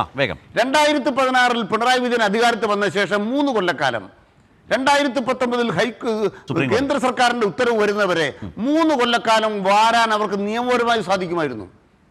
നിങ്ങൾക്ക് നിയമപരമായി 3 കൊല്ലം വാരാം. അങ്ങനെ വാരാൻ പോലും അനുവദിച്ചിട്ടില്ല എന്ന വസ്തുത നിലനിൽക്കുമ്പോൾ തെളിയുന്ന കാര്യം എന്താണ്? മുഖ്യമന്ത്രിയും മുഖ്യമന്ത്രിയുടെ മകളുമായി ബന്ധപ്പെട്ട് ഉന്നയിക്കുന്ന ഒരു ആക്ഷേപത്തിനും സത്യമില്ല. ഞാൻ പറഞ്ഞ സത്യമില്ല. പിന്നെ കെട്ടിപ്പൊക്കാൻ ആർക്കും പറ്റും. ആ കെട്ടിപ്പൊക്കെട്ട് ചീട്ടുകൊട്ടാരം പോലെ തകർന്നു വീണു. അതുകൊണ്ട് ബഹുമാനപ്പെട്ട കുഴൽനാടനോട് പറയാൻ ആഗ്രഹിക്കുന്നത്, കുഴൽനാട, നിങ്ങൾ എത്ര കെട്ടിപ്പൊക്കാൻ ശ്രമിച്ചാലും സത്യത്തെ കുഴിച്ചു മൂടാനാവില്ല. നിങ്ങൾ കുഴിച്ചു മൂടപ്പെടുക തന്നെ ചെയ്യും. വസന്ത്, അദ്ദേഹം പറഞ്ഞതിലൊരു കാര്യമുണ്ട്. ഇത് കെട്ടിപ്പൊക്കലാണ്, ആരോപണങ്ങളുടെ പുകമറ സൃഷ്ടിക്കലാണ്. അത് കുറേ കഴിയുമ്പോഴേക്കും ഇത് ഇന്നത്തെ ദിവസത്തേതുപോലെ താഴോട്ട് പോകും. നേരത്തെ വസന്ത് പറഞ്ഞു ഇനിയും കോടതികൾ, മേൽക്കോടതികൾ ഉണ്ടല്ലോ. പക്ഷേ എൻ്റെ പ്രശ്നം എന്താണെന്നറിയോ? ഇതാദ്യമായിട്ടല്ല, പല രൂപത്തിൽ പല തന്ത്രങ്ങളിലൂടെ പല ഹർജികൾ രൂപപ്പെട്ടു. നേരത്തെ മൂവാറ്റുപുഴ കോടതി വളരെ ശക്തമായ ജഡ്ജ്മെൻ്റാണ്, ഓർഡറാണ് അതിൽ വന്നത്. കോടതി പറഞ്ഞത് മിയർ ഒബ്സർവേഷൻ മാത്രമാണ്. IT ഇൻ്ററിം സെറ്റിൽമെൻറ്റ് ബോർഡിൻ്റെ ഓർഡറിൻ്റെ പശ്ചാത്തലത്തിൽ കൊടുത്ത ഹർജിയിൽ മൂവാറ്റുപുഴ വിജിലൻസ് കോടതി പറഞ്ഞത് മിയർ ഒബ്സർവേഷൻസ് ആണ്, IT ആക്ടിൻ്റെ പരിധിയിൽ മാത്രം വരുന്ന കാര്യങ്ങളാണ്. എന്നുവെച്ചാൽ അഴിമതി നിരോധന നിയമപ്രകാരമോ ഇന്ത്യൻ ശിക്ഷാ നിയമപ്രകാരമോ കുറ്റം ചാർത്തി, കുറ്റം ചുമത്തി കേസെടുക്കാൻ കഴിയില്ല. അതുതന്നെയാണ് തിരുവനന്തപുരത്തെ കോടതിയും പറഞ്ഞത്. അതുതന്നെയാണ് കോട്ടയത്തെ കോടതിയിൽ പറഞ്ഞത്. കോട്ടയത്തെ കോടതിയിലെ ഹർജിക്കാരൻ യഥാർത്ഥത്തിൽ മാത്യു കുഴൽനാടൻ അഭിഭാഷകനായി ഹാജരായ തോട്ടപ്പള്ളിയിലെ 110/60/2020 റിട്ട് പെറ്റീഷനുണ്ട് ഹൈക്കോടതിയിലെ. ആ റിട്ട് പെറ്റീഷനിലെ പെറ്റീഷണറായിട്ടുള്ള സുരേഷ് കുമാറിനെയാണ് കോട്ടയത്ത് വിജിലൻസ് കോടതിയിൽ ഹർജിക്കാരനായി കൊണ്ടുവന്നത്, അല്ലെങ്കിൽ ഹർജിക്കാരനായത്. അവിടെയും തള്ളി. മൂവാറ്റുപുഴ തള്ളി, കോട്ടയത്ത് തള്ളി, തിരുവനന്തപുരത്ത് തള്ളി. ഈ രൂപത്തിലുള്ള ഒരു കേസാണിത്. അത് ആ സീരിയസ്നെസ് ഉണ്ട്. താങ്കൾ പറഞ്ഞ പോലെ ഇനിയും കോടതി എന്ന് പറഞ്ഞ് നടക്കാമെന്നല്ലാതെ ആളുകൾക്ക് മുമ്പിൽ പോലും ഇത് വിലപ്പോവില്ല. 2016 മുതൽ ഇവർക്ക് വാരാമായിരുന്നു, പക്ഷേ ഈ സർക്കാർ അനുവദിച്ചിട്ടില്ല. 19 ഈ പറഞ്ഞ ഈ ഓർഡർ വരികയാണ്. ഏതാണ്? മൈനിങ് സംബന്ധിച്ച കോടതിയുടെ മൈൻ ആൻഡ് മിനറൽസ് ആക്ട് 2019 വരികയാണ്. അതുവരേക്കും അവർക്ക്, അതാണ് പൊതുമേഖലയിലേക്ക് കേന്ദ്രം ഉറപ്പിക്കുന്നത്. അതിനു മുമ്പുള്ള സമയത്ത് വരാമായിരുന്നു, ആ സർക്കാർ അനുവദിച്ചിട്ടില്ല. 2018 സാഹചര്യത്തിൽ എന്താണ് സംഭവിച്ചത്? KMML കൊടുത്തതിനെക്കുറിച്ചും നേരത്തെ അനിൽകുമാർ ഇവിടെ പറഞ്ഞു വെച്ചു. മറുപടി എന്താണ്? നോക്കൂ, 1961 ഇൻകം ടാക്സ് ആക്ട്, ആ ഇൻകം ടാക്സ് ആക്ടിന്റെ 245AA എന്ന് പറയുന്ന വകുപ്പ് പ്രകാരമാണ് ഇന്ററിം സെറ്റിൽമെന്റ് ബോർഡ് എന്ന് പറയുന്ന അർദ്ധ ജുഡീഷ്യൽ ബോഡിയെ ഈ പാർലമെന്റിന്റെ നിയമം പാസാക്കലിലൂടെ ഈ രാജ്യത്തുണ്ടാക്കിയിരിക്കുന്നത്. ഇന്ററിം സെറ്റിൽമെന്റ് ബോഡിയുടെ വിധി എന്ന് പറയുന്നത് ജുഡീഷ്യൽ വിധിയായി തന്നെയാണ് എല്ലാ കോടതികളും അംഗീകരിച്ചിരിക്കുന്നത്. അത് വിവിധ കേസുകളിൽ സുപ്രീം കോടതിയുടെ തീരുമാനങ്ങളുണ്ട്. നോക്കൂ, ഇന്ററിം സെറ്റിൽമെന്റ് ബോർഡ് പറഞ്ഞിരിക്കുന്നത് വീണ തൈക്കണ്ടി എന്ന വീണ വിജയൻ അവരുടെ കമ്പനി 1.72 കോടി രൂപ കരിമണൽ കർത്തയുടെ കമ്പനിയിൽ നിന്ന് കൈപ്പറ്റിയതിന് പ്രത്യുപകാരമായി എന്താണ് നൽകിയത് എന്ന് തെളിയിക്കപ്പെട്ടിട്ടില്ല എന്നുള്ളതാണ്. ആണല്ലോ, ആ വിധി നിലനിൽക്കുന്നുണ്ടല്ലോ. ആ വിധി അന്തരീക്ഷത്തിലേ ഇല്ല എങ്കിൽ ഇപ്പൊ CPM-ന് എത്രയോ പ്രഗത്ഭരായ അഭിഭാഷകരുണ്ട്. നിങ്ങൾ എന്തുകൊണ്ടാണ് കോടതി പോകാത്ത? ആ വിധി ഘോഷിയണ്ടേ? ആ വിധിയാണ് ഞങ്ങൾ ആദ്യം തൊട്ട് ഇതാ ഇന്ന് വരെയും നാളെയും പറയാൻ പോകുന്ന അഴിമതി ആരോപണം. കരിമണൽ കർത്ത എന്ന് പറയുന്ന ഇപ്പൊ നേരത്തെ അനിൽകുമാർ വിവരിച്ച പോലുള്ള വിവിധ കൊള്ളരുതായ്മകളുടെ ബാക്ക് ഹിസ്റ്ററി ഉള്ള ഒരാളുടെ കയ്യിൽ നിന്ന് എന്തിനു വേണ്ടി കൈപ്പറ്റി എന്ന് വ്യക്തതയില്ലാത്ത ഒരു പണം, ആ പണം എന്തിനാണ് മുഖ്യമന്ത്രിയുടെ മക്കൾ കൈപ്പറ്റിയത്? അതിന് ഉത്തരം പറഞ്ഞാൽ മതി. അതുമായി ബന്ധപ്പെട്ട് ഇന്ററിം സെറ്റിൽമെന്റ് ബോർഡ് എന്ന് പറയുന്ന ഈ രാജ്യത്തെ തന്നെ ഒരു അർദ്ധ ജുഡീഷ്യൽ ബോഡി, ആ ബോഡി ഒരു വിധി പ്രഖ്യാപിച്ചിട്ടുണ്ട്. അത് വിധിയാണ്, കണ്ടെത്തലല്ല. കണ്ടെത്തൽ ഇന്ന് നടത്തിയെന്നേ. ഇന്ന് അതിന്റെ പേരിൽ അഴിമതി ആരോപിച്ചുകൊണ്ട് മാത്യു കുഴൽനാടൻ കൊടുത്ത ഹർജി കോടതി തള്ളിയില്ലേ? അതിന്റെ പുറത്ത് സർക്കാർ നിയമവിരുദ്ധമായി സഹായം ചെയ്തു, ഒത്താശ ചെയ്തു കൊടുത്തു, അഴിമതി നടന്നു. ഈ ഹർജിയാണെന്നേ തള്ളിയത് വസന്ത്. അതിന്റെ അടിസ്ഥാനത്തിൽ വിജിലൻസ് അന്വേഷണം ആവശ്യപ്പെട്ടു, കോടതി തള്ളി. വസന്ത് മാത്യു കുഴൽനാടന്റെ തള്ളിപ്പോയ ഹർജിയിലെ വാദങ്ങൾ എടുത്തു വെച്ച് പറഞ്ഞുകൊണ്ടിരിക്കുകയാണ്. അല്ലേ, രണ്ടാണ് ശ്രീ ശരത്, രണ്ടാണ്. ഞാൻ അല്ല പറയട്ടെ, ഈ കേസിലെ പെറ്റീഷണറുടെ വാദം ഈ CMRL-ന് കിട്ടിയ ടെൻഡറുമായി ബന്ധപ്പെട്ട അഴിമതി നടന്നിട്ടുണ്ടോ എന്ന് അന്വേഷിക്കണം എന്നുള്ളതാണ് പെറ്റീഷണറുടെ വാദം. അല്ലാതെ എന്തിനു വേണ്ടി? അതിൽ അഴിമതി നടന്നു എന്ന് വിശ്വാസമുള്ളത് കൊണ്ടല്ലേ? നിങ്ങൾ അങ്ങനെ വിശ്വസിക്കുന്നത് കൊണ്ടല്ലേ? അല്ലെങ്കിൽ നിങ്ങൾ ആരോപിക്കുന്നുണ്ടല്ലേ? തീർച്ചയായും അതാണ് കോടതി തള്ളിയതെന്ന്. അത് അക്സെപ്റ്റ് ചെയ്യാനുള്ള മനസ്സാണ് വസന്തിന് ആദ്യം വേണ്ടത്. ശരി, ഞങ്ങൾ അങ്ങനെ കരുതി, പക്ഷേ ഞങ്ങളുടെ ആർഗ്യുമെന്റ് കോടതി എടുത്തില്ല, ഞങ്ങളുടെ കേസ് തള്ളിപ്പോയി. അത് അക്സെപ്റ്റ് ചെയ്യുക. പിന്നീട് നിങ്ങളുടെ തള്ളിപ്പോയ ഹർജിയിലെ വാദങ്ങൾ വെറുതെ പറഞ്ഞിരുന്നിട്ട് കാര്യമുണ്ടോ? അത് തള്ളിപ്പോയ അല്ലല്ല, അങ്ങേക്കൊന്ന് പറയാമോ? ഇന്ന് വന്ന കോടതി വിധി 30 പേജുള്ള കോടതി വിധിയാണ്. അത് പൂർണ്ണമായും വായിച്ച ഒരാളാണ്, പെറ്റീഷനും വായിച്ച ഒരാളാണ്. അങ്ങ് വായിച്ചിട്ടുണ്ടാകുമല്ലോ. അങ്ങേക്ക് പറയാം, എവിടെയാണ് നേരത്തെ പറഞ്ഞ കാര്യം ആ പെറ്റീഷനിൽ പറയുന്നത്? രണ്ട് കേസാണ്. ഒന്ന്, CMRL-മായി ബന്ധപ്പെട്ട് CMRL-ന് കരിമണൽ ഖനനവുമായി ബന്ധപ്പെട്ട് സംസ്ഥാന സർക്കാർ എന്താ പറയുന്നത്, ഒരു അവിശുദ്ധമായ ഫേവർ ചെയ്തു കൊടുക്കപ്പെട്ടിട്ടുണ്ട്. അത് അന്വേഷിക്കണം എന്നതാണ് ഇന്ന് വിജിലൻസ് കോടതി തള്ളിയെന്നേ. നിങ്ങൾ ശരിയാണ്, നിങ്ങൾ ഇതാണ് പറഞ്ഞത്, കുഴൽനാടൻ അതാണ് പറഞ്ഞത്. ആർക്കാ തർക്കം? അതാണ് മുമ്പ് ഞാൻ പറഞ്ഞത്. CMRL-ന്റെ ഹർജി വരുന്നു, മുഖ്യമന്ത്രി അത് ഇൻഡസ്ട്രീസ് പ്രിൻസിപ്പൽ സെക്രട്ടറിക്ക് പരിശോധിക്കാൻ അയക്കുന്നു. ഇത് ഒത്താശയാണ്, വഴിവിട്ട സഹായമാണ്. കോടതി പറഞ്ഞത് സർക്കാർ നടപടിക്രമങ്ങൾ അങ്ങനെയാണ് എന്ന് ഒരു MLA പഠിപ്പിച്ചു കൊടുക്കുക ചെയ്തത്. ശ്രീ ശരത്തിനോടൊരു ചോദ്യം ചോദിച്ചോട്ടെ, പിന്നെ എനിക്ക് ഈ ചർച്ചയിൽ അവസരം തരണ്ട, അതിന്റെ ഉത്തരം പറഞ്ഞാൽ മതി. ഇന്ററിം സെറ്റിൽമെന്റ് ബോർഡിന്റെ വിധി ഇന്നത്തെ വിധിയിലോ ഈ കോടതിയോ കോഷ് ചെയ്തിട്ടുണ്ടോ? അത് കോഷ് ചെയ്ത് എടുത്തു കളഞ്ഞിട്ടുണ്ടോ? ബാംഗ്ലൂർ ഹൈക്കോടതിയുടെ വിധിയും ബാംഗ്ലൂർ നിരീക്ഷണവും ഈ കോടതി സ്റ്റേ ചെയ്തിട്ടുണ്ടോ? SFIO അന്വേഷണമോ ED അന്വേഷണമോ ഈ കോടതി വിധിയുടെ ഭാഗമായി സ്റ്റേ ചെയ്യപ്പെട്ടിട്ടുണ്ടോ? ഇല്ല. അപ്പോൾ വീണ വിജയനെതിരായിട്ടുള്ള ആരോപണം അവിടെ നിലനിൽക്കുക തന്നെയാണ്. സംശയമുണ്ടോ? അതാണ് ഞാൻ അതിന്റെ ഉത്തരം പറഞ്ഞു. അനിൽകുമാർ അവിടെ കൈ ഉയർത്തി. ഒന്നാമത് ഇന്നത്തെ ഈ കേസെന്ന് പറഞ്ഞ ഇൻകം ടാക്സ് ആക്ടിൻ്റെ പരിധി വരുന്നതല്ല. രണ്ടാമത്, ഈ നിർമ്മല സീതാരാമൻ്റെ കീഴിലുള്ള ഇൻകം ടാക്സ് വകുപ്പാണ് കോൺഗ്രസിൻ്റെ അക്കൗണ്ടിൽ നിന്ന് 250 കോടി രൂപ പിടിച്ചു പറിച്ചുകൊണ്ട് പോയത്. സീതാറാം കേസരിയുടെ കാലത്തെ ഏതാണ്ട് അക്കൗണ്ട് വെച്ചിട്ട്. അങ്ങനെ 259 കോടി രൂപ നിങ്ങളുടെ അക്കൗണ്ടിൽ നിന്ന് പിടിച്ചു പറിച്ച ഇൻകം ടാക്സുകാരെ കുറിച്ച് വല്ലാത്ത ബഹുമാനമാണല്ലോ ബഹുമാനപ്പെട്ട കോൺഗ്രസിൻ്റെ പ്രതിനിധിക്ക്. ഞാൻ ആദ്യം നിങ്ങളെ നമസ്കരിക്കുക. അല്ല, ഞാൻ പറയട്ടെ, എൻ്റെ സമയത്തല്ല, ഞാൻ പറയട്ടെ സാർ. ഇനി ഞാൻ പറയട്ടെ. ചോദ്യം മനസ്സിലായിട്ടുണ്ട് ശ്രീ അനിൽകുമാർ. വസന്തിന്റെ ചോദ്യം മനസ്സിലായല്ലോ. വിവരം വേണ്ടേ? ഇന്ററിം സെറ്റിൽമെന്റ് ബോർഡ് എന്ന് പറയുന്നത് ഇൻകം ടാക്സ് കീഴിലുള്ളതാണോ? അല്ല, ജുഡീഷ്യൽ ബോഡിയാണ്. നമ്മൾ ഇന്ന് ചർച്ച ചെയ്യുന്ന വസന്ത് ഒരു കോടതി അതിന്മേൽ അന്വേഷണം നടക്കുന്നു, അതിൽ ഫൈനലൈസേഷൻ വന്നിട്ടില്ല. ഇവിടെ കോടതി, വിജിലൻസ് കോടതി ഈ ഹർജി കേട്ട് രേഖകൾ പരിശോധിച്ച് വിധി പറഞ്ഞു. ഈ വിധിയിൽ നിങ്ങൾക്ക് വലിയ തിരിച്ചടി ഉണ്ടായി. ആ സാഹചര്യം വിശദീകരിക്കുമ്പോൾ നിങ്ങൾ നടന്നുകൊണ്ടിരിക്കുന്ന അന്വേഷണത്തിന്റെ പുറകെ നിന്ന് നിങ്ങൾ ഇതുവരെ ചെയ്ത അതേ പണി ചെയ്യാണ്. ശ്രീ അനിൽകുമാർ പൂർത്തിയാക്കൂ. പറഞ്ഞു വന്നത് പൂർത്തിയാക്കിക്കോളൂ. അപ്പോ ഇനി അത് പറയാം. Income tax entry settlement board എന്ന് പറയുന്നത് ഏതാണ്ട് വലിയ ആനയാണെന്നാണോ കോൺഗ്രസ്സുകാരൻ പറയുന്നത്? അതെ, നിങ്ങളെ ഓർത്ത് ലജ്ജിക്കുകയാണ്. ആ 245 നിങ്ങൾ പറയുന്നൊരു വകുപ്പുണ്ടല്ലോ, അതിൻ്റെ അടുത്ത വകുപ്പുണ്ടായി 245 നിങ്ങൾ പറയുന്ന 245 അല്ലേ? 245 എന്താ പറയുന്നത് അറിയാമോ? അങ്ങനെ ഇൻകം ടാക്സ് ഡിപ്പാർട്ട്മെന്റ് ഏതെങ്കിലും ഒരു ഉത്തരവ് ഇൻട്രി സെറ്റിൽമെന്റ് ബോർഡിന്റെ ഫൈനലാക്കി കഴിഞ്ഞാൽ പിന്നെ അതിൻ്റെ മേലെ നമ്മുടെ രാജ്യത്തെ ഒരു നിയമവും ഒരു വ്യവഹാരവും ഒരു സ്ഥാപനത്തിലും ആകാൻ പാടില്ലെന്നാണ്. അതിനർത്ഥം എന്താണ്? ഈ പറയുന്ന നിങ്ങൾ പറയുന്ന കടലാസ് വെച്ച് ഇന്ത്യയിലെ ഒരു കോടതിയിലും ഒരു കേസും ആർക്കും കൊടുക്കാൻ പറ്റത്തില്ല, അതിന് അപ്പീലില്ല. അതെന്ന് പറയുന്നത് കരിമണൽ കമ്പനിയും ഇൻകം ടാക്സ് ഡിപ്പാർട്ട്മെന്റും തമ്മിലുള്ള ഒരു തർക്കം, ടാക്സിന്റെ തർക്കം തീർപ്പാക്കി കൊടുത്തതിൻ്റെ ഒരു കടലാസാണ്. മൂന്നാമതൊരാൾക്ക് ഇടപെടാൻ അവകാശമില്ല. നിങ്ങൾക്കതിന് സന്തോഷം തോന്നുന്ന കാര്യം, ബഹുമാനപ്പെട്ട ഉമ്മൻചാണ്ടി അവിടുന്ന് പണം കൊണ്ടുപോയി, കള്ളപ്പണം, ചെന്നിത്തല കള്ളപ്പണം കൊണ്ടുപോയി, അതുപോലെ കുഞ്ഞാലിക്കുട്ടിയും ഇബ്രാഹിം കുഞ്ഞും കള്ളപ്പണം കൊണ്ടുപോയി. ആ കള്ളപ്പണം കൊണ്ടുപോയ മാധ്യമങ്ങളും രാഷ്ട്രീയ നേതാക്കന്മാരും കൊണ്ടുപോയതിന് ടാക്സ് അത് ഒഴിവാക്കി കൊടുത്തു. ഏക്കവാലം ചൂണ്ടിക്കാണിച്ച പോലെ അത് ഒഴിവാക്കി കൊടുത്തു, മാപ്പാക്കി കൊടുത്തു. അത് നിങ്ങൾക്ക് സന്തോഷം കാണും, നന്ദി കാണും. അതുകൊണ്ടാണ് നിങ്ങൾ ആ ഉത്തരവിനെ കുറിച്ച് പറയുന്നത്.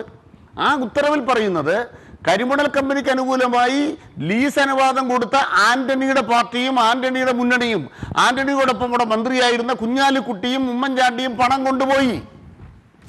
അതുകൊണ്ട് 245 എന്ന് പറയുന്ന അങ്ങേക്ക് ഉത്തരവ് ഇഷ്ടപ്പെട്ടതാ. കാരണം എന്താണ്? നിങ്ങൾ പൈസ കൊണ്ടുപോയി അതിന് ടാക്സ് അടയ്ക്കേണ്ടെന്ന് മാപ്പാക്കി കൊടുത്തു. എന്നിട്ട് പിണറായി വിജയന്റെ മകളുടെ പേര് ഇങ്ങേപ്പുറം എഴുതി വെച്ചിട്ട് പ്രതിഫലം ഇല്ല എന്ന് പറഞ്ഞപ്പോൾ അവരോട് ചോദിച്ചില്ല. അവരാ കേസിലെ കക്ഷിയല്ല. മാത്രമല്ല, ലോകത്തെ ഒരു സ്ഥാപനത്തിനും അപ്പീൽ കൊടുക്കാൻ പറ്റത്തില്ല, അതിനെ റദ്ദ് ചെയ്യാൻ സുപ്രീം കോടതിക്കും അധികാരമില്ല. ഇതൊക്കെ ആ പുസ്തകത്തിൽ എഴുതി വെച്ചിരിക്കുന്ന കാര്യമാണ്. അതവിടെ നിൽക്കട്ടെ. പ്രധാനപ്പെട്ട ചോദ്യം എന്താണ്? മുഖ്യമന്ത്രിയുടെ മകൾക്ക് ഇങ്ങനെ കരാറ് കിട്ടി, വസ്തുതാപരമായി ശരിയാണ്. അതിന് എന്താണ് പ്രതിഫലം? ചോദ്യം. അതിന് കരിമണൽ കമ്പനിയുടെ ഉടമ പറഞ്ഞിട്ടുണ്ട്, എനിക്ക് സേവനം കിട്ടി. ആ സേവനം കിട്ടിയെന്ന് പറഞ്ഞപ്പോൾ ഇൻകം ടാക്സിന്റെ ഇൻട്രി സെറ്റിൽമെന്റ് ബോർഡുകാര് ആ അഫിഡവിറ്റ് സ്വീകരിച്ചില്ല. എന്നിട്ടോ കരിമണൽ കമ്പനിയുടെ ജോലിക്കാർ പറഞ്ഞു സേവനം കിട്ടിയില്ല എന്ന്. ജോലിക്കാർ പറഞ്ഞാൽ കൊള്ളാം, പിന്നെന്താ യഥാർത്ഥ ഉടമ പറയുന്ന വേണ്ട. ഉടമയായിട്ടാണ് മുഖ്യമന്ത്രിയുടെ മകൾക്ക് കരാറാണ്, അദ്ദേഹം കിട്ടി, സേവനം കിട്ടിയെന്ന് മറുപടി പറഞ്ഞിട്ടുണ്ട്. അപ്പം പിന്നെ അവിടെ പ്രശ്നം തീർന്നു. മാത്രമല്ല, അവർക്ക് പരാതിയില്ല. എന്നാൽ ഇപ്പൊ നിങ്ങളെന്താ പറയുന്നത്? SFIO, ഇനി അത് അതിനേക്കാൾ വലുതാ. SFIO ഒരു ചുക്കം ചെയ്യാനല്ല. അതിന് കാരണം എന്താണെന്നറിയാമോ? ഒരു കമ്പനിക്കകത്ത് ആ കമ്പനിയെ പൊട്ടിക്കുന്ന വിധം ഇടപാട് നടത്തിയാൽ SFI അന്വേഷണം വരും. ഇവിടെ ഏത് കമ്പനിക്കെതിരെ SFI അന്വേഷണം നിൽക്കുന്നത്? ഒരു അന്വേഷണം നിൽക്കാൻ പോകുന്നില്ല. അതുകൊണ്ട് ഇങ്ങനെ പടക്കം അടിക്കാമെന്നല്ലാതെ, ഇലക്ഷൻ കാലത്ത് പടക്കം അടിക്കാമെന്നല്ലാതെ SFIOയ്ക്ക് ഒരു ചുക്കം ചെയ്യാൻ പറ്റത്തില്ല. മാത്രമല്ല, SFI അന്വേഷണം നടത്തിയാൽ പിന്നെ EDക്കും അന്വേഷിക്കാൻ പറ്റത്തില്ല എന്നാണ് SFIOയുമായി ബന്ധപ്പെട്ട് ആ കമ്പനി നിയമത്തിൽ പറയുന്നത്. അപ്പൊ ഏത് നിയമവകുപ്പ് നോക്കിയാലും നിങ്ങൾ പറയുന്ന രീതിയിൽ അന്വേഷണം പോകാൻ പോകുന്നില്ല. ഇപ്പോൾ പ്രധാനപ്പെട്ട ചോദ്യം, ഇന്ന് രാത്രിയിൽ വ്യക്തമായ കാര്യം എന്താണ്? ഒറ്റ കാര്യമുള്ളൂ. കരിമണൽ കമ്പനിക്ക് അനുകൂലമായി പിണറായി സർക്കാർ എന്തെങ്കിലും ചെയ്തോ? ഉണ്ടെങ്കിൽ ഇപ്പോൾ പറയാം. പിണറായി സർക്കാർ ചെയ്ത കാര്യം പറയൂ. ചെയ്തിട്ടില്ല. കുഴൽനാടനും പറയില്ല, ആരും പറയില്ല, കാരണം ചെയ്തിട്ടില്ല. ഇനി ആരെങ്കിലും ചെയ്തു തെളിവുണ്ടോ? ഉണ്ട്. ആരാ ചെയ്തത്? AK ആന്റണിയാണ്. അതിന്റെ ഭാഗമായി പ്രതിഫലം കിട്ടിയോ? കിട്ടി. എന്താണ് കിട്ടിയത്?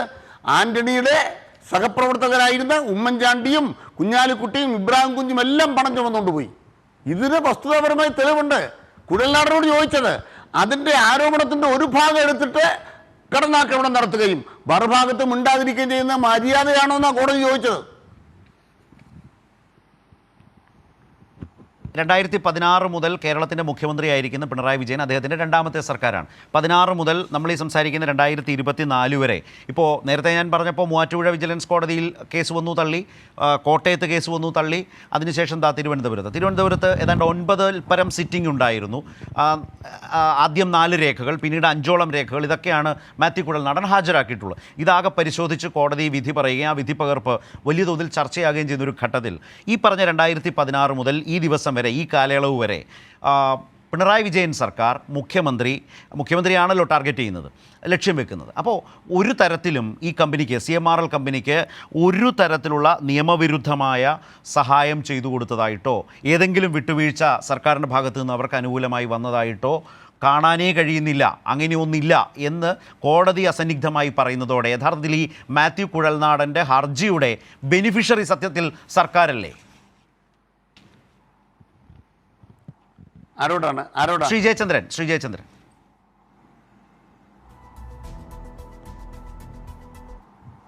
ആ ആ ആ പിന്നെ അത് ഈ ബെനിഫിഷ്യറി എന്നുള്ളത് മാത്രമല്ല, ഇപ്പോൾ ഈ പിന്നെ മാത്യു കുഴൽനാടൻ്റെ ഹർജിയിൽ ആരോപണം എന്തായിരുന്നു ശരത്ത്? വഴിവിട്ട് സഹായിച്ചു CMRL-നെ പിണറായി വിജയൻ സർക്കാർ എന്നുള്ളതായിരുന്നല്ലോ. അങ്ങനത്തെ സംഭവം ഉണ്ടായിട്ടില്ല, അങ്ങനെ തെളിയിക്കാനായിട്ട് വക്കീൽ ഹർജിക്കാരന് കഴിഞ്ഞിട്ടില്ല എന്നാണല്ലോ ഇന്ന് പറഞ്ഞത്. പിന്നെ അതിനേക്കാൾ അപ്പുറത്തേക്ക് എന്താണ് കോടതി പറയേണ്ടത്? ഒരു കാര്യവും തെളിയിക്കാൻ കഴിഞ്ഞിട്ടില്ല എന്നുള്ളത് തന്നെ പറഞ്ഞു. അപ്പോൾ ഈ ഇടപാട് നടന്നത് സുതാര്യമായിരുന്നു, നിയമാനുസൃതമായിരുന്നു. അതുതന്നെയാണ് കോടതി വ്യക്തമാക്കിയത്. ആ വ്യക്തമാക്കലിൻ്റെ അകത്ത് ഈ ഇടപാടിൽ ഒരു കുഴപ്പവും ഉണ്ടായിട്ടില്ല, ട്രാൻസ്പെറൻ്റ് ആയിട്ടായിരുന്നു ഇടപാടുകൾ മുഴുവനും എന്ന് പറയുമ്പോഴാണ് വസന്ത് മറ്റേ ഈ ഇൻ്ററിം സെറ്റിൽമെൻറ്റ് ബോർഡിൻ്റെ ഓർഡറും കൊണ്ട് പൊക്കി പിടിച്ച് വരുന്നത്.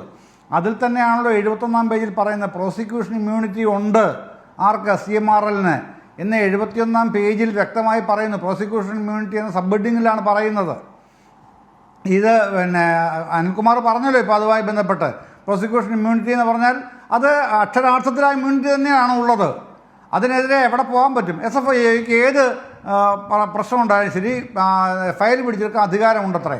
അതുകൊണ്ടാണ് അവർക്കിതൊക്കെ സമാഹരിക്കാനുള്ള അധികാരമുള്ളത് എന്നും പറയുന്നു. അതുകൊണ്ടെന്താണ് പ്രശ്നമെന്നേ? അതും ഈ പറയുന്ന പിന്നെ മാത്യു കുഴൽനാടൻ MLA വിജിലൻസ് കോടതി പോയ കേസുമായിട്ട് എന്ത് ബന്ധമാണുള്ളത് വസന്തേ? അത് തെളിയിക്കാൻ പറയണ്ടേ? അത് വിദൂരമായിട്ടെന്തെങ്കിലും പറയാൻ സാധിക്കണ്ടേ? ഇതിൻ്റെ അകത്ത് വ്യക്തമായിട്ടാണല്ലോ വിജിലൻസ് കോടതി കാര്യങ്ങൾ അക്കമിട്ട് പറഞ്ഞിരിക്കുന്നത്.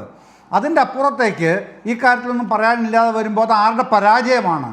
വിജയം തീർച്ചയായും പിന്നെ പിണറായി വിജയൻ ഗവൺമെൻറ് നിയമവിരുദ്ധമായി ചെയ്തിട്ടില്ല എന്ന് പറയുമ്പോൾ നിശ്ചയമായും പിണറായി വിജയൻ സർക്കാരിൻ്റെ അക്കാര്യത്തിലുള്ള വിജയം തന്നെയാണ്, സംശയമില്ല. പക്ഷെ പരാജയം ആരുടേതാണ്? അത് മാത്യു കുഴൽനാടൻ എന്ന MLA-യുടേത് മാത്രമല്ല, UDF എന്ന രാഷ്ട്രീയ മുന്നണിയുടേതാണ്. കേരളത്തിലെ ഇത് ആഘോഷിച്ച് നടക്കുന്ന ഇതുവരെ നടന്ന മാധ്യമങ്ങളുടേതാണ് എന്നുള്ളതാണ് ഞാൻ പറഞ്ഞ എൻ്റെ നിലപാട്. അതാണ് ഇവിടുത്തെ പ്രധാനപ്പെട്ട പ്രശ്നമായി ഉയർന്നു നിൽക്കുന്നത്, ജനങ്ങളുടെ മുമ്പാകെ ഉയർന്നു നിൽക്കുന്നത്. അവിടെയാണ് ഇക്കാര്യത്തിൽ രാഷ്ട്രീയ ശരി എന്നുള്ളത് LDF സർക്കാരിൻ്റെ നടപടിയായിരുന്നു രാഷ്ട്രീയ ശരിയെന്ന് വിജിലൻസ് കോടതിയും പറഞ്ഞിരിക്കുന്നതിലൂടെ നമുക്ക് ബോധ്യമാവുന്ന പ്രധാനപ്പെട്ട കാര്യം. അതിനെതിരായിട്ട് എന്ത് വാദമാണ് വസന്തന് ഉയർത്താനുള്ളതെന്ന് ഈ ചർച്ചയിൽ ഇതുവരെ കേട്ടിട്ട് എനിക്ക് മനസ്സിലായില്ല, എനിക്ക് ബോധ്യപ്പെട്ടുമില്ല. ഞാൻ വസന്തിലേക്ക് വരാം, കാരണം അദ്ദേഹത്തിൻ്റെ സൂം കണക്ഷൻ ഒന്നുകൂടെ റീസ്റ്റാർട്ട് ചെയ്തെടുക്കേണ്ടതുണ്ട്. ഇവിടെ ആ നേരം കൊണ്ട് ശ്രീ അനിൽകുമാർ, യഥാർത്ഥത്തിൽ കേരളത്തിൽ ഇപ്പോൾ ഈ കേസിലടക്കം കണ്ടുവരുന്നൊരു പ്രവണത എന്താണ്? ഒരു 7.5-8 വർഷക്കാലമായ സർക്കാർ പല ആരോപണങ്ങളും ഉന്നയിക്കുക, അതിൻ്റെ പുറത്തൊരു രാഷ്ട്രീയ വിവാദം കെട്ടിപ്പൊക്കുക, അതിൽ മാധ്യമങ്ങൾ ഒരു പക്ഷം ചേർന്ന് നിന്ന് തന്നെ അതിനൊപ്പം ആടുക, അത് വലിയ തോതിൽ ചർച്ചയാക്കുക. ഒടുവിൽ അത് കോടതിയിൽ തെളിയിക്കാനാവുന്നില്ല, ഈ ആരോപണങ്ങൾ തെളിയിക്കാനാവുന്നില്ല. മാത്രമല്ല മറ്റൊരു വഴിക്ക് സർക്കാർ എന്താണോ പറഞ്ഞത് അത് ശരിവെക്കും വിധം വരുന്നുണ്ട്. ഇപ്പോൾ ഗവർണർ സർവകലാശാലകളുമായി ബന്ധപ്പെടുത്തുന്ന നിലപാടിലെല്ലാം നമ്മളത് കണ്ടു. അതുപോലെ തന്നെ പുനർനിയമനം, ഇപ്പോൾ കണ്ണൂർ സർവകലാശാല വൈസ് ചാൻസലർ പുനർനിയമനം മാത്രമാണ് ആ നിലയിൽ മാറിപ്പോയത്, അല്ലെങ്കിൽ വ്യത്യസ്തമായ വിധി വന്നിട്ടുള്ളത്. അതിൽ പോലും വ്യത്യസ്തമായ ഒരു കാഴ്ചപ്പാടാണ് കോടതി അതുമായി ബന്ധപ്പെട്ട് മുന്നോട്ട് വെച്ചുള്ളത്. സർക്കാരിനെ ആ നിലയിൽ ആക്ഷേപിക്കും വിധത്തിലേക്കൊന്നും പറയാനാവില്ല. ഗവർണർ ചില ആക്ഷേപങ്ങളൊക്കെ പറഞ്ഞിരുന്നു. എന്നാൽ പോലും ഈ ആരോപണങ്ങളൊക്കെ ഇങ്ങനെ പോകുന്നതല്ലാതെ അത് ജനങ്ങൾക്ക് മുൻപിലോ കോടതിക്ക് മുമ്പിലോ വസ്തുനിഷ്ഠമായി അവതരിപ്പിച്ച് വിജയിപ്പിക്കാൻ കഴിയാത്ത ഒരു അവസ്ഥ പ്രതിപക്ഷത്തിൻ്റെ ഭാഗത്തു നിന്ന് വരും. അങ്ങനെ മുന്നോട്ട് പോയപ്പോഴാണ് മാത്യു കുഴൽനാടനെ പോലൊരു നിയമപരമായി വലിയ അവഗാഹമുള്ളൊരു മനുഷ്യൻ രക്ഷകനായി വരുന്നു എന്നൊരു തോന്നൽ കോൺഗ്രസ്സുകാർക്കിടയിൽ പോലും ഉണ്ടായത്. അത് വേണ്ട വിധത്തിൽ അദ്ദേഹം അടക്കം ചേർന്ന് വലിയ നിലയിൽ പ്രോത്സാഹിപ്പിച്ചു കൊടുത്തു. അപ്പോൾ അതിൻ്റെയും വിധി പഴയത് തന്നെയാണോ എന്നുള്ളതാണ്. അപ്പം യഥാർത്ഥത്തിൽ തിരിച്ചറിവുണ്ടാകേണ്ടത് ആർക്കാണ്, എവിടെയാണ് നിരന്തരം പരാജയപ്പെടുമ്പോൾ? ഇത് തിരിച്ചറിവിൻ്റെ പ്രശ്നമല്ല. ഈ നിരന്തര പരാജയത്തിൽ ഒരിക്കലും നിരാശരാകാത്തവരാണ് വലതുപക്ഷം. വിമോചന സമരം വിജയിച്ചു കഴിഞ്ഞപ്പോൾ ബഹുമാനപ്പെട്ട അന്നത്തെ മുഖ്യമന്ത്രി EMS-നോട് മാധ്യമങ്ങൾ ചോദിച്ചു, എന്തുകൊണ്ട് വിമോചന സമരം വിജയിച്ചു? EMS പറഞ്ഞ മറുപടി ഒറ്റ വാചകമാണ്, നുണ പറഞ്ഞിട്ട്. അതാണ് ഇപ്പോഴും സംഭവിച്ചുകൊണ്ടിരിക്കുന്നത്. സ്വർണ്ണക്കള്ളക്കടത്തിനകത്ത് ഇടതുപക്ഷത്തിന് എന്താ പങ്ക്? കെട്ടിപ്പൊക്കിയത് മുഴുവൻ നുണയായിരുന്നില്ലേ? മുഖ്യമന്ത്രിയുടെ ആഫീസിൽ നിന്നും ആ ബാഗ് വിട്ടുകിട്ടാൻ വിളിച്ചു എന്ന് സുരേന്ദ്രൻ പറഞ്ഞ നുണ, അത് കസ്റ്റംസുകാരൻ നിഷേധിച്ചു. ആ നുണയാണെന്ന് പറഞ്ഞു. അപ്പം തന്നെ അദ്ദേഹത്തെ സ്ഥലം മാറ്റി. പ്രധാനമന്ത്രി ഇപ്പോഴും ആ നുണ ആവർത്തിക്കുന്നു ഈ കഴിഞ്ഞ തെരഞ്ഞെടുപ്പ് കാലത്തും. അതിനർത്ഥം എന്താണ്? നുണ പറഞ്ഞിട്ട് ഇവർക്ക് അതിജീവിക്കാനാവൂ. പിന്നെ ഈന്തപ്പഴത്തിൻ്റെ മറവിലും പിന്നെ ഖുറാൻ്റെ മറവിലും കിടത്ത് KM ഷാജിയാണ് നിയമസഭയിൽ പറഞ്ഞത്. കെ.എം. ഷാജിയാണ് പറഞ്ഞത് എന്താണെന്ന് വെച്ചാൽ തൻ്റെ +2 കോഴക്കേസും അഴിമതിയൊക്കെ പിടിക്കപ്പെട്ടപ്പം എന്നെപ്പോലല്ല കേട്ടോ, ആ കുഴൽനാടൻ സ്വന്തമായിട്ടൊരു വക്കീലാപ്പീസ് തന്നെ ഉള്ള ആളാണ് സഖാക്കളെ എന്ന് പറഞ്ഞ് ഷാജിയുടെ പ്രസംഗം ഉണ്ടല്ലോ. ഈ കേസിനകത്ത് ഇങ്ങനെ കുഴൽനാടൻ ഇങ്ങോട്ട് വന്ന് പൂശിക്കളയുമെന്ന് പറഞ്ഞു. എവിടെ പോയി കെ.എം. ഷാജി? എവിടെ പോയി കുഴൽനാടൻ? അവിടെ ആ കെ.എം. ഷാജിയാണ് നിയമസഭയിൽ ഖുർആൻ എന്ന് പറയുന്ന വിശുദ്ധ ഗ്രന്ഥത്തെ അപമാനിക്കുന്ന വിധം കള്ളക്കടത്തുമായിട്ട് ബന്ധപ്പെടുത്തി ആരോപണം ഉന്നയിച്ചത്. BJP-ക്കാർക്ക് സന്തോഷമായി, നുണ പറഞ്ഞു. പിന്നെ KT ജലീലിനെതിരായ ആരോപണം, കഴിഞ്ഞ ഗവൺമെൻറ് കാലത്ത് EP ജയരാജൻ്റെ ഭാര്യ ലോക്കറിൽ പോയിട്ടൊരു ചെറിയ വളയേതാണ്ട് എടുത്തതിന് എന്തായിരുന്നു മാധ്യമങ്ങളുടെ തലക്കെട്ട്? അതെവിടെ വരെ എത്തി? 1-ാം മന്ത്രി, 2-ാം മന്ത്രി, പിന്നെ ഊരാളെങ്കിലുമായി ബന്ധപ്പെട്ട ആരോപണങ്ങൾ. മുഖ്യമന്ത്രിയുടെ ആഫീസിലെ CM രവീന്ദ്രനെ പിടിക്കാൻ പോണു എത്രയോ ദിവസം. എന്നിട്ട് കാർട്ടൂണുകൾ, ഉപ്പും വെള്ളവും ചുമക്കുന്നൊരു മുഖ്യമന്ത്രിയുടെ കാർട്ടൂൺ നമ്മുടെ കേരളം കണ്ട് എത്രയോ അപമാനകരമായ കാര്യമാണ്. അതെല്ലാം ഏതാണ്ടെന്ന് പൊളിഞ്ഞ് പാളീസായി നിൽക്കുമ്പോഴാണ് ഈ കഴിഞ്ഞ പുതുപ്പള്ളി ഉപതെരഞ്ഞെടുപ്പിന് തൊട്ട് മുന്നായിട്ട് വെടിപൊട്ടിക്കുന്നത്. മാസപ്പടി എന്നൊരു വാക്ക് എവിടുന്ന് കിട്ടി? മാസപ്പടി എന്നൊരു വാക്ക് എന്ത് മര്യാദയുള്ളത്? ചാപ്പ കുത്തുന്ന പോലെ ഇടതുപക്ഷത്തിനെതിരെ ചാപ്പ കുത്താൻ, ഇടതുപക്ഷത്തിനെതിരെ ചാപ്പ കുത്താൻ. അത് തന്നെ അന്ന് തൊട്ട് യുദ്ധം ചെയ്യുന്ന ഒരാളെന്നിലേക്ക് എനിക്ക് അഭിമാനമുള്ളൊരു ദിവസം ഇന്ന്. ശരത്തെ, കൈരളിയെ പോലെ തന്നെ അഭിമാനിക്കുന്ന ഒരാളാണ് ഞാൻ. കാരണം എന്താണെന്ന് വെച്ചാൽ അന്ന് തൊട്ട് യുദ്ധം ചെയ്തുകൊണ്ടിരിക്കുകയാണ് നമ്മൾ. അത് തന്നെയാണ് അവരോട് കൂടിയാണ് പറയുന്നത് മാസപ്പടി. എന്നിട്ട് എന്ത് സംഭവിച്ചു? ഞാൻ പറയുന്നത് ഈ മാധ്യമങ്ങൾ മനസ്സിലാക്കാത്ത കാര്യമാണോ? ജന്മഭൂമി പത്രം ഈ കരിമണൽ കമ്പനിക്ക് അനുകൂലമായി മുഖപ്രസംഗം എഴുതിയിട്ടുണ്ടോ? നമ്മുടെ ഏതെങ്കിലും ഒരു മാധ്യമം റിപ്പോർട്ട് ചെയ്തോ? നമ്മൾ ആവർത്തിച്ച് പറഞ്ഞുകൊണ്ടിരിക്കുന്ന കാര്യമാണ്. ഞാനും ഒരു കർത്താവാണെന്ന് പറഞ്ഞുകൊണ്ട് ഹരിയസ് കർത്ത എന്ന ഇപ്പോൾ ഗവർണറുടെ സ്റ്റാഫിലുള്ള BJP-യുടെ സംസ്ഥാന കമ്മിറ്റി അംഗത്തിൻ്റെ ഫേസ്ബുക്ക് പോസ്റ്റ് പറയുന്നു, ഞാനും ഒരു കർത്താവാണ്, പാവം കർത്താവാണ്, എന്നെ ജന്മഭൂമിയിൽ നിന്ന് പുറത്താക്കി. എന്താണ് പുറത്താക്കിയതിന് കാരണം? ഞാൻ അറിയാതെ ജന്മഭൂമിയിൽ കരിമണൽ കമ്പനിക്ക് അനുകൂലമായൊരു മുഖപ്രസംഗം ഞാൻ അന്ന് രാജിവെച്ചു. 2 കൊല്ലക്കാലം കഴിഞ്ഞ് എന്നെ ജോലി തിരിച്ചെടുത്തു. കുറേ കാലം കഴിഞ്ഞപ്പോഴാണ് ഉംറ കഴിഞ്ഞ് കുഞ്ഞാലിക്കുട്ടി വരുന്നത്. എന്നിട്ട് കരിമണൽ കമ്പനി ഒരു ചടങ്ങിൽ പങ്കെടുത്തു.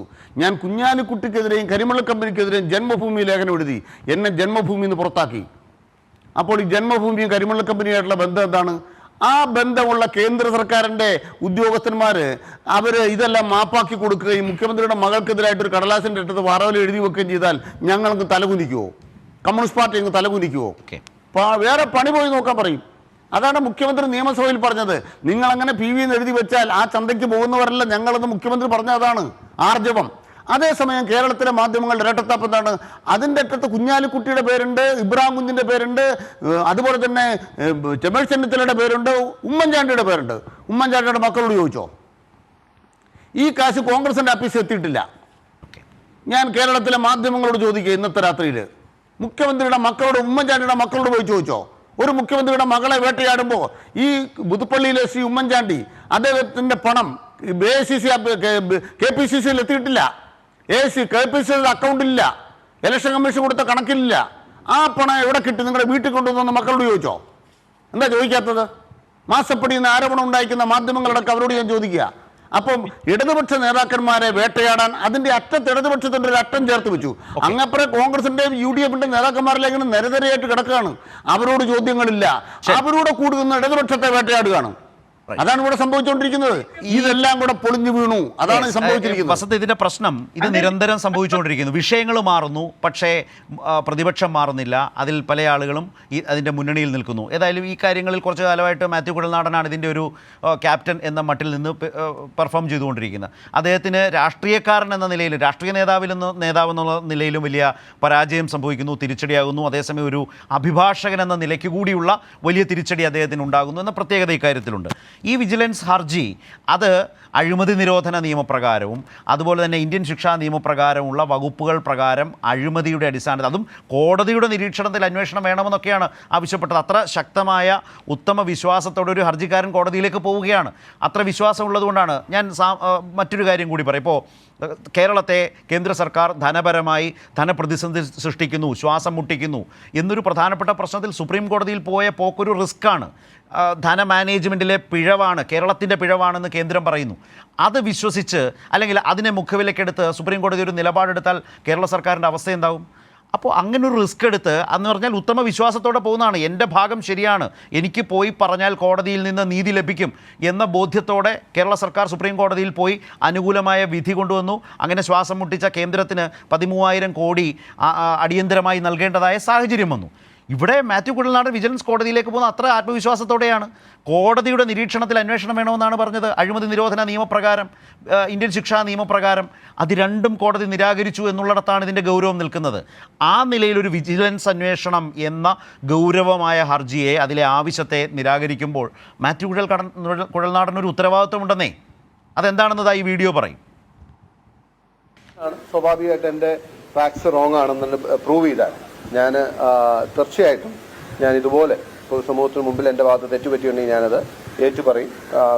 വീണയെ പോലൊരു സംരംഭകയെ അത് ബുദ്ധിമുട്ടിച്ചിട്ടുണ്ടെങ്കിൽ അവരോട് മാപ്പ് പറയാൻ എനിക്ക് മടിയും. പിന്നെ മനുഷ്യനാണ്, സ്വാഭാവികമായിട്ട് എൻ്റെ ഫാക്ട്സ് റോങ് ആണെന്ന് പ്രൂവ് ചെയ്താൽ ഞാൻ തീർച്ചയായിട്ടും ഞാൻ ഇതുപോലെ പൊതുസമൂഹത്തിന് മുമ്പിൽ എൻ്റെ ഭാഗത്ത് തെറ്റുപറ്റിയിട്ടുണ്ടെങ്കിൽ ഞാനത് ഏറ്റുപറയും. വീണയെ പോലൊരു സംരംഭകയെ വസന്ത് പറയണ്ട, പക്ഷേ മാത്യു കുഴൽനാടൻ മാപ്പ് പറയണ്ടേ? എന്നോടല്ല ചോദ്യം. അതെ, 2-3 കാര്യങ്ങൾക്ക് ഉത്തരം സമയം തരുമല്ലോ. ഒന്ന്, ശ്രീ അനിൽകുമാറിന്റെ ഒരു വാദം. അദ്ദേഹം പറഞ്ഞത് എന്താണ്? ഇന്ററിം സെറ്റിൽമെന്റ് ബോർഡിന്റെ വിധിക്ക് മേൽ മറ്റൊരു അന്വേഷണവും പോസിബിൾ അല്ല. ശ്രീ അനിൽകുമാർ, അങ്ങ് ഒരു അഭിഭാഷകനാണ് എന്നാണ് ഞാൻ മനസ്സിലാക്കുന്നത്. അതുമായി ബന്ധപ്പെട്ട് മറ്റൊരു അന്വേഷണം പോസിബിൾ അല്ല എന്നല്ല നിയമം, അപ്പീലബിൾ അല്ല എന്നുള്ളതാണ്. അതിനെ എതിർത്തുകൊണ്ട് മറ്റൊരു കേസുമായി മുമ്പോട്ട് പോകാൻ പറ്റില്ല. അതുമായി ബന്ധപ്പെട്ട് അഴിമതി നിരോധന നിയമപ്രകാരം അന്വേഷണം നടത്താം. അതുകൊണ്ടാണ് SFI അന്വേഷണം നടത്തുന്നത്. അതിനെ എതിർത്തുകൊണ്ടാണ് നിങ്ങൾ ബാംഗ്ലൂർ ഹൈക്കോടതിയിൽ പോയത്. ബാംഗ്ലൂർ ഹൈക്കോടതിയിൽ വീണ തൈക്കണ്ടി പോയി പറഞ്ഞു പറ്റില്ല, ഈ അന്വേഷണം പറ്റില്ല കേട്ടോ, ഇത് നിയമപരമല്ല. ഇപ്പൊ ഈ അനിൽകുമാർ പറയുന്ന അതേ വാദം മറ്റേതോ ഒരു അഭിഭാഷകൻ അവിടെ പറഞ്ഞു. അത് നടപടിയാവില്ല എന്ന് പറഞ്ഞുകൊണ്ടാണല്ലോ ബാംഗ്ലൂർ ഹൈക്കോടതി വളരെ കൃത്യമായ അന്വേഷണം മുമ്പോട്ട് പോട്ടെ എന്ന് പറഞ്ഞത്. അതിന്റെ പുറത്താണ് ഇന്നിപ്പോൾ നമ്മൾ ഈ ചർച്ച നടത്തുന്ന സമയത്തും SFIയോടെയും EDയുടെയും അന്വേഷണം വീണയുടെ കമ്പനിക്കെതിരായും അതിന്റെ പ്രൊപ്പറേറ്റർ വീണ വിജയനെതിരായും നടന്നുകൊണ്ടേ ഇരിക്കുന്നത്. ഒന്ന്. ഇനി രണ്ടാമത് അങ്ങ് പറഞ്ഞ കാര്യം, മാത്യു കുഴൽനാടൻ മാപ്പ് പറയണ്ടേ? ഉത്തരം പറയാം. മാത്യു കുഴൽനാടൻ അതിൽ പറയുന്നത് എന്താ?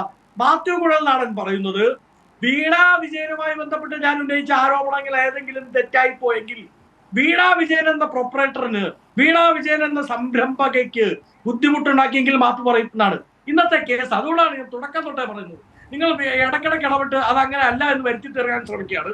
പക്ഷേ ചർച്ച കാണുന്ന വിവരമുള്ള പ്രേക്ഷകരുണ്ടെങ്കിൽ അവർക്കത് മനസ്സിലാവും. നോക്കൂ, ഇന്നത്തെ കേസിൽ ഒരിടത്ത് പോലും വീണ വിജയൻ അഴിമതി നടത്തി എന്നൊരു വാദം ഹർജിക്കാരനില്ല. ഇന്നത്തെ കേസിൽ ഒരിടത്ത് പോലും 30 പേജുള്ള വിധിയിൽ 30 പേജുള്ള വിധിയിൽ ഒരിടത്ത് പോലും, ഞാനത് മുഴുവൻ വായിച്ചതാണ്, എവിടെയെങ്കിലും ഉണ്ടെങ്കിൽ അങ്ങേക്ക് അത് ചൂണ്ടിക്കാണിക്കാം.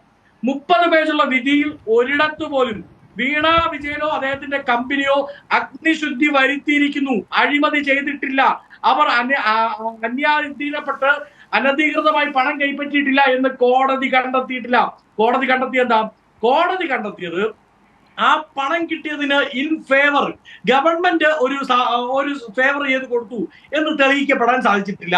അതിന് പ്രഥമ ദൃഷ്ട്യാ തെളിവില്ല എന്നാണ് പറയുന്നത്. പക്ഷെ പ്രഥമ ദൃഷ്ട്യാ കോടതിക്ക് കേസെടുക്കാനുള്ള എല്ലാ തെളിവുകളും ഉണ്ട്. അതാണ് 2019 ഗവൺമെന്റ് ഓർഡർ 2 ഈ ഇന്ററിം സെറ്റിൽമെന്റ് ബോർഡിന്റെ വിധി വരുന്നോടും വരെ വളരെ ഈസിയായി ആ കമ്പനി ഇവിടെ ഹാൻഡിലിംഗ് നടത്തിയിട്ടുണ്ട് എന്നത് തന്നെയാണ് ഏറ്റവും വലിയ തെളിവ്.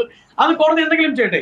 ഞാൻ വളരെ കൃത്യമായി ചർച്ചയുടെ തുടക്കം തൊട്ട് പറഞ്ഞു, ഞാനിപ്പോ അങ്ങോട്ട് നേരത്തെ പറഞ്ഞ ഈ ചർച്ചയുടെ തുടക്കം തൊട്ടേ കോൺഗ്രസിന്റെ ശ്രീ മാത്യു കുഴൽനാടന്റെ KPCCയുടെ നിലപാട് പറഞ്ഞു കഴിഞ്ഞു.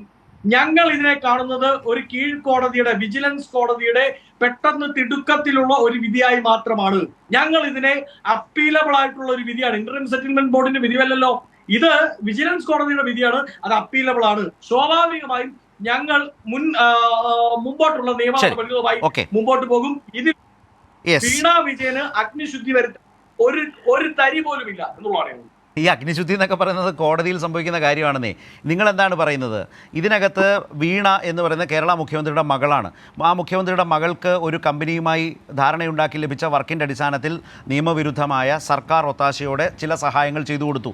അവിടെയാണ് നിങ്ങൾ അഴിമതി ആരോപിക്കുന്നത്. അങ്ങനെ അഴിമതി ആരോപിച്ച് വിജിലൻസ് കോടതിയിൽ പോയി മുഖ്യമന്ത്രിക്കും മകൾക്കുമെതിരെ ആ നിലയിൽ ഒരു ഹർജി കൊടുക്കുന്നു. കോടതിയുടെ നേരിട്ടുള്ള അന്വേഷണം വേണം എന്ന നിലയിൽ നിങ്ങൾ ആ അഴിമതി ആരോപിക്കുക. ആ അഴിമതി അതിനകത്തില്ല എന്ന് കോടതി പറയുന്നതോടെ യഥാർത്ഥത്തിൽ നിങ്ങൾ അവതരിപ്പിച്ച ഫാക്സ് പൂർണ്ണമായും തെറ്റാണെന്ന് വന്നു. മനസ്സിലായില്ലേ? അങ്ങനെയാണ് നിങ്ങൾ ഈ വീണ ഈ കേസിലേക്ക് കൊണ്ടുവന്നത്. മുഖ്യമന്ത്രി ആ നിലയിൽ നിയമവിരുദ്ധമായി പ്രവർത്തിച്ചു എന്ന് ആരോപിച്ചത്. അതാണ് പൊളിഞ്ഞു പോയതെന്നേ. ഷേനിൽകുമാർ, നിങ്ങളൊക്കെ തമ്മിലാണ് സംസാരിക്കുന്നത്. ഒരു കാര്യം കൂടെ, അദ്ദേഹം ഇപ്പോൾ ഒരു വാചകം പറഞ്ഞു, അതുകൂടെ പറഞ്ഞിട്ട് പോവാം. അദ്ദേഹം ഒരു വാചകം പറഞ്ഞു, ഞാനൊന്ന് ക്വസ്റ്റ്യൻ ചെയ്യാം. അല്ലല്ല, ഇൻകം ടാക്സ് മാത്രമല്ല, അദ്ദേഹം ഒരു വാചകം പറഞ്ഞ് ഞാൻ ക്വസ്റ്റ്യൻ ചെയ്യാം. ഒരു തരി മണൽ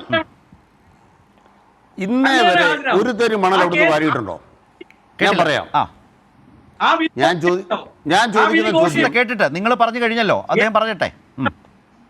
ഒരു വിധി മാത്രം നിങ്ങൾക്ക് അക്സെപ്റ്റബിൾ, മറ്റേ വിധി അക്സെപ്റ്റബിൾ അല്ല. ഇത് രണ്ടാണെന്നേ. അതിന്റെ ഭാഗമായിട്ട് തുടർ അന്വേഷണം ഇപ്പൊ നടക്കുകയല്ലേ? ഷേനിൽകുമാർ കൃത്യമായിട്ട് പറയാം. ഒന്ന്, ഇന്നേ വരെ ഈ കരിമണൽ കമ്പനി ഒരു തരി മണൽ ആന്റണി സർക്കാർ ലീസ് കൊടുക്കുന്നത് വാരിയിട്ടില്ല. ഇവിടെ കോൺഗ്രസിന്റെ പ്രതിനിധിയുടെ പരാതി എന്താണ്? അവിടുന്ന് വാരിയുന്ന, അങ്ങനെ മണൽ വാരിയിട്ടില്ലെന്ന്. ആന്റണി സർക്കാർ 2003 ലീസ് കൊടുത്തിട്ട് അന്ന് മുതൽ ഇന്ന് വരെ ഒരു തരി മണൽ കരിമണൽ കമ്പനി വാരിയിട്ടില്ല എന്നാണ് ഞങ്ങളുടെ വാദം. അപ്പം അങ്ങനെ വാരിയിട്ടില്ല, പിന്നെ അതിനെതിരെ പിണറായി സർക്കാർ ഉത്തരവ് പറയുന്നത്.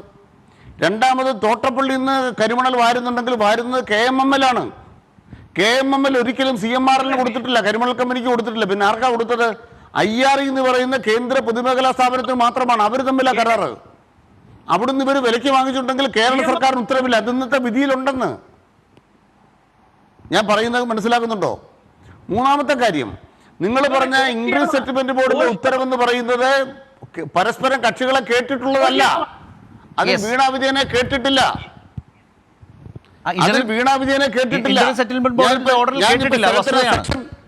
വസ്തുതയാണത്. ഞാൻ ഈ ശരത്തിന് ഇപ്പോൾ സെക്ഷൻ ഇട്ട് വന്നിട്ടുണ്ട്. വസന്ത് കട്ടാവുന്നുണ്ട് ഇടയ്ക്ക്, ക്ലിയറായി കേൾക്കാനാവുന്നില്ല. ഞാൻ ഈ പോയിന്റിൽ ഞാൻ ഇടവേളയിലേക്ക് പോകുന്നതിന് മുമ്പ് ശ്രീ ജയചന്ദ്രൻ, ഈ കേസിൽ ഈ കോണ്ടെക്സ്റ്റിൽ എന്താണ് താങ്കൾക്ക് ഇതിനോടൊപ്പം കൂട്ടിച്ചേർക്കാനുള്ളത്? താങ്കളുടെ അഭിപ്രായം? ഇപ്പോൾ ഈ നടക്കുന്നൊരു തർക്കമുണ്ടല്ലോ, അല്ലെങ്കിൽ ഒരു ഡിബേറ്റ് ഉണ്ടല്ലോ.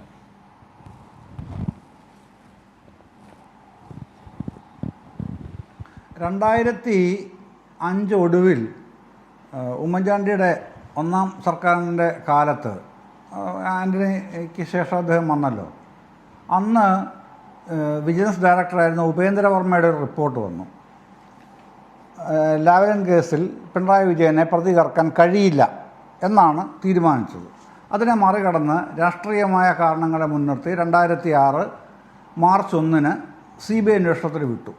CBI അന്വേഷണത്തിൽ പിന്നെ ഉത്തരവ് വന്നത് 2013 നവംബർ 5 പിണറായി വിജയനെ കുറ്റവിമുക്തനാക്കുക മാത്രമല്ല, പ്രതിപ്പട്ടികയിൽ നിന്ന് അദ്ദേഹത്തെ ഒഴിവാക്കി.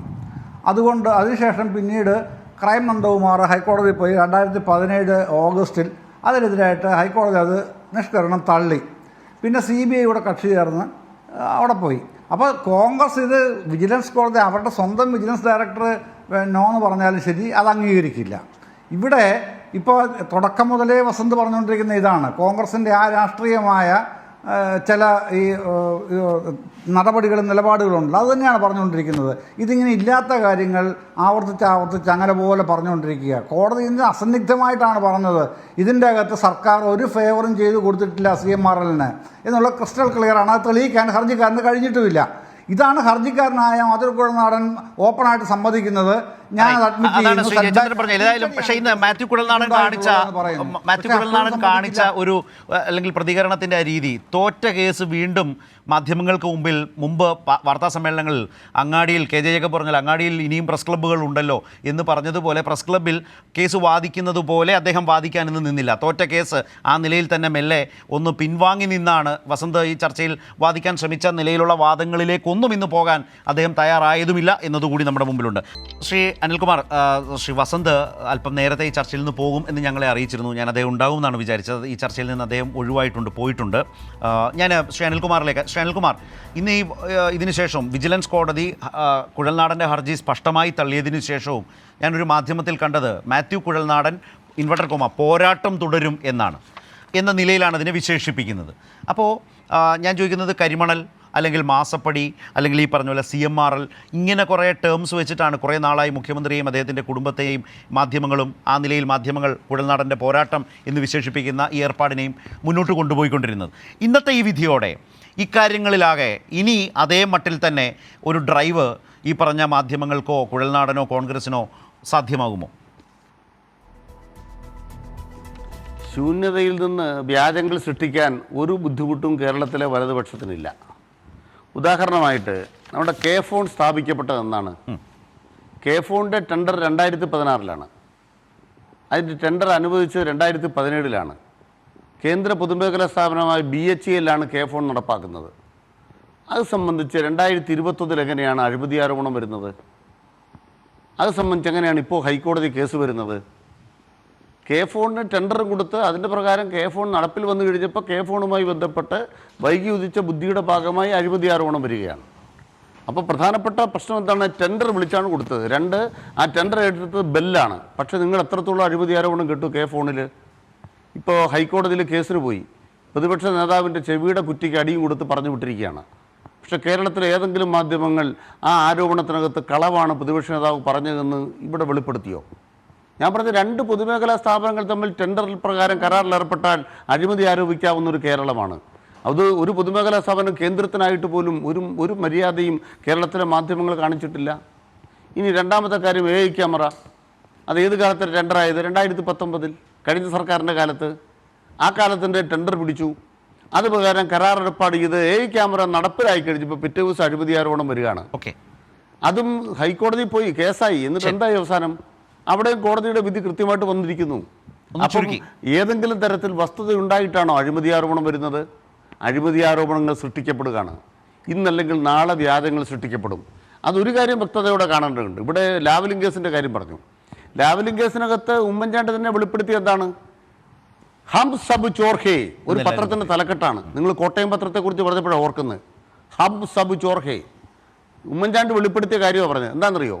ഉപേന്ദ്രവർമ്മയുടെ റിപ്പോർട്ടിനകത്ത് പിണറായി വിജയൻ അടക്കം ഒരു കുറ്റവും ചെയ്തിട്ടില്ല എന്ന് റിപ്പോർട്ട് കൊടുത്തു കഴിഞ്ഞപ്പോൾ ആ റിപ്പോർട്ടിൻ്റെ അടിസ്ഥാനത്തിൽ ക്ലോസ് ചെയ്യാൻ ഉമ്മൻചാണ്ടി തീരുമാനിക്കുന്നു.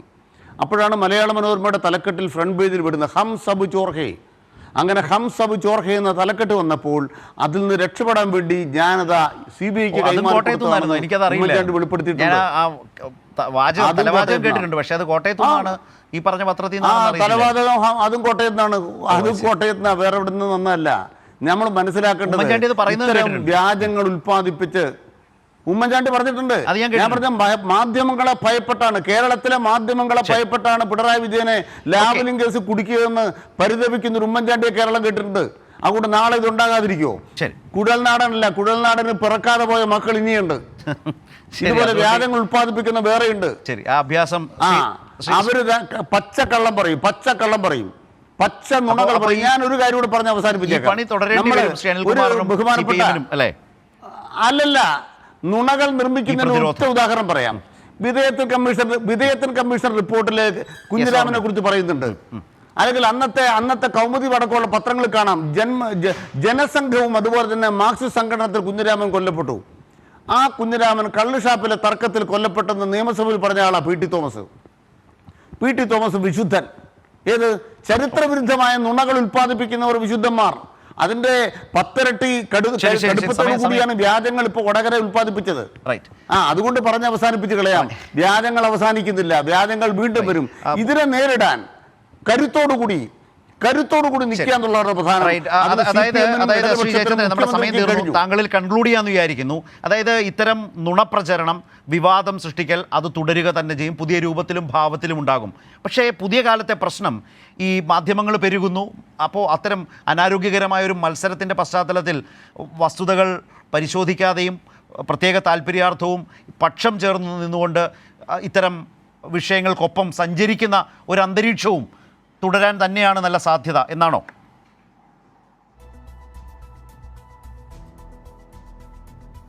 തീർച്ചയായിട്ടും ജനങ്ങൾക്ക് ഇക്കാര്യത്തിൽ കൂടുതൽ വ്യക്തത ഉണ്ടാകുന്നു എന്നുള്ളതാണ് ശരിയായൊരു രാഷ്ട്രീയ വിവേകത്തിലേക്ക് കേരളം സഞ്ചരിക്കുന്നു എന്നുള്ളൊരു തെളിവ്.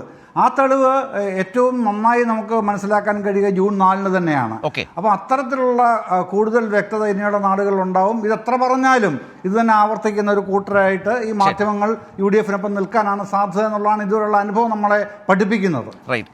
കോടതിയിൽ നിന്ന് എത്ര തല്ല് കിട്ടിയാലും ഞങ്ങൾ ഇങ്ങനെ പോകൂ എന്ന നിലയിൽ മുന്നോട്ട് പോയാൽ ഇനിയും ഇതൊക്കെ പ്രതീക്ഷിക്കാം. ഈ വിധത്തിലുള്ള വിവാദങ്ങളും അതിൻ്റെ പരിസരവും രൂപപ്പെടുത്താം. അവസാനം കോടതികളിൽ അത് പരാജയപ്പെടുന്നത് കാണാം. അതിനെതിരായ പ്രതിരോധം കോടതിക്ക് പുറത്തും അതുപോലെ തന്നെ കോടതിക്കകത്തും ചെയ്യേണ്ടി വരുന്നതായ ഒരു രാഷ്ട്രീയ അന്തരീക്ഷം, നിയമപരമായ അന്തരീക്ഷം, ഇതെല്ലാം സ്വാഭാവികമായും മുന്നോട്ട് പോവുക തന്നെ ചെയ്യും. ഏതായാലും രാഷ്ട്രീയമായും നിയമപരമായും ഇന്ന് മാത്യു കുഴൽനാടനും അദ്ദേഹം പിന്തുടരുന്ന രാഷ്ട്രീയത്തിനും വലിയ തിരിച്ചടിയാണ് ഇന്ന് ഇക്കാര്യത്തിലുണ്ടായത്. മുഖ്യമന്ത്രിയാണ് ശരി, അല്ലെങ്കിൽ മുഖ്യമന്ത്രി പറയുന്നതാണ്, ആ സർക്കാർ പറയുന്നതാണ് ശരി എന്ന് ഇന്നത്തെ കോടതി വിധിയിൽ കൂടി ഒരിക്കൽ കൂടി അടിവരയിട്ട് ബോധ്യപ്പെടുന്നു എന്നുള്ള ഒരു വാചകത്തിൽ ഇന്നത്തെ ഈ ചർച്ച ന്യൂസ് ആൻഡ് വ്യൂസ് അവസാനിപ്പിക്കുന്നു.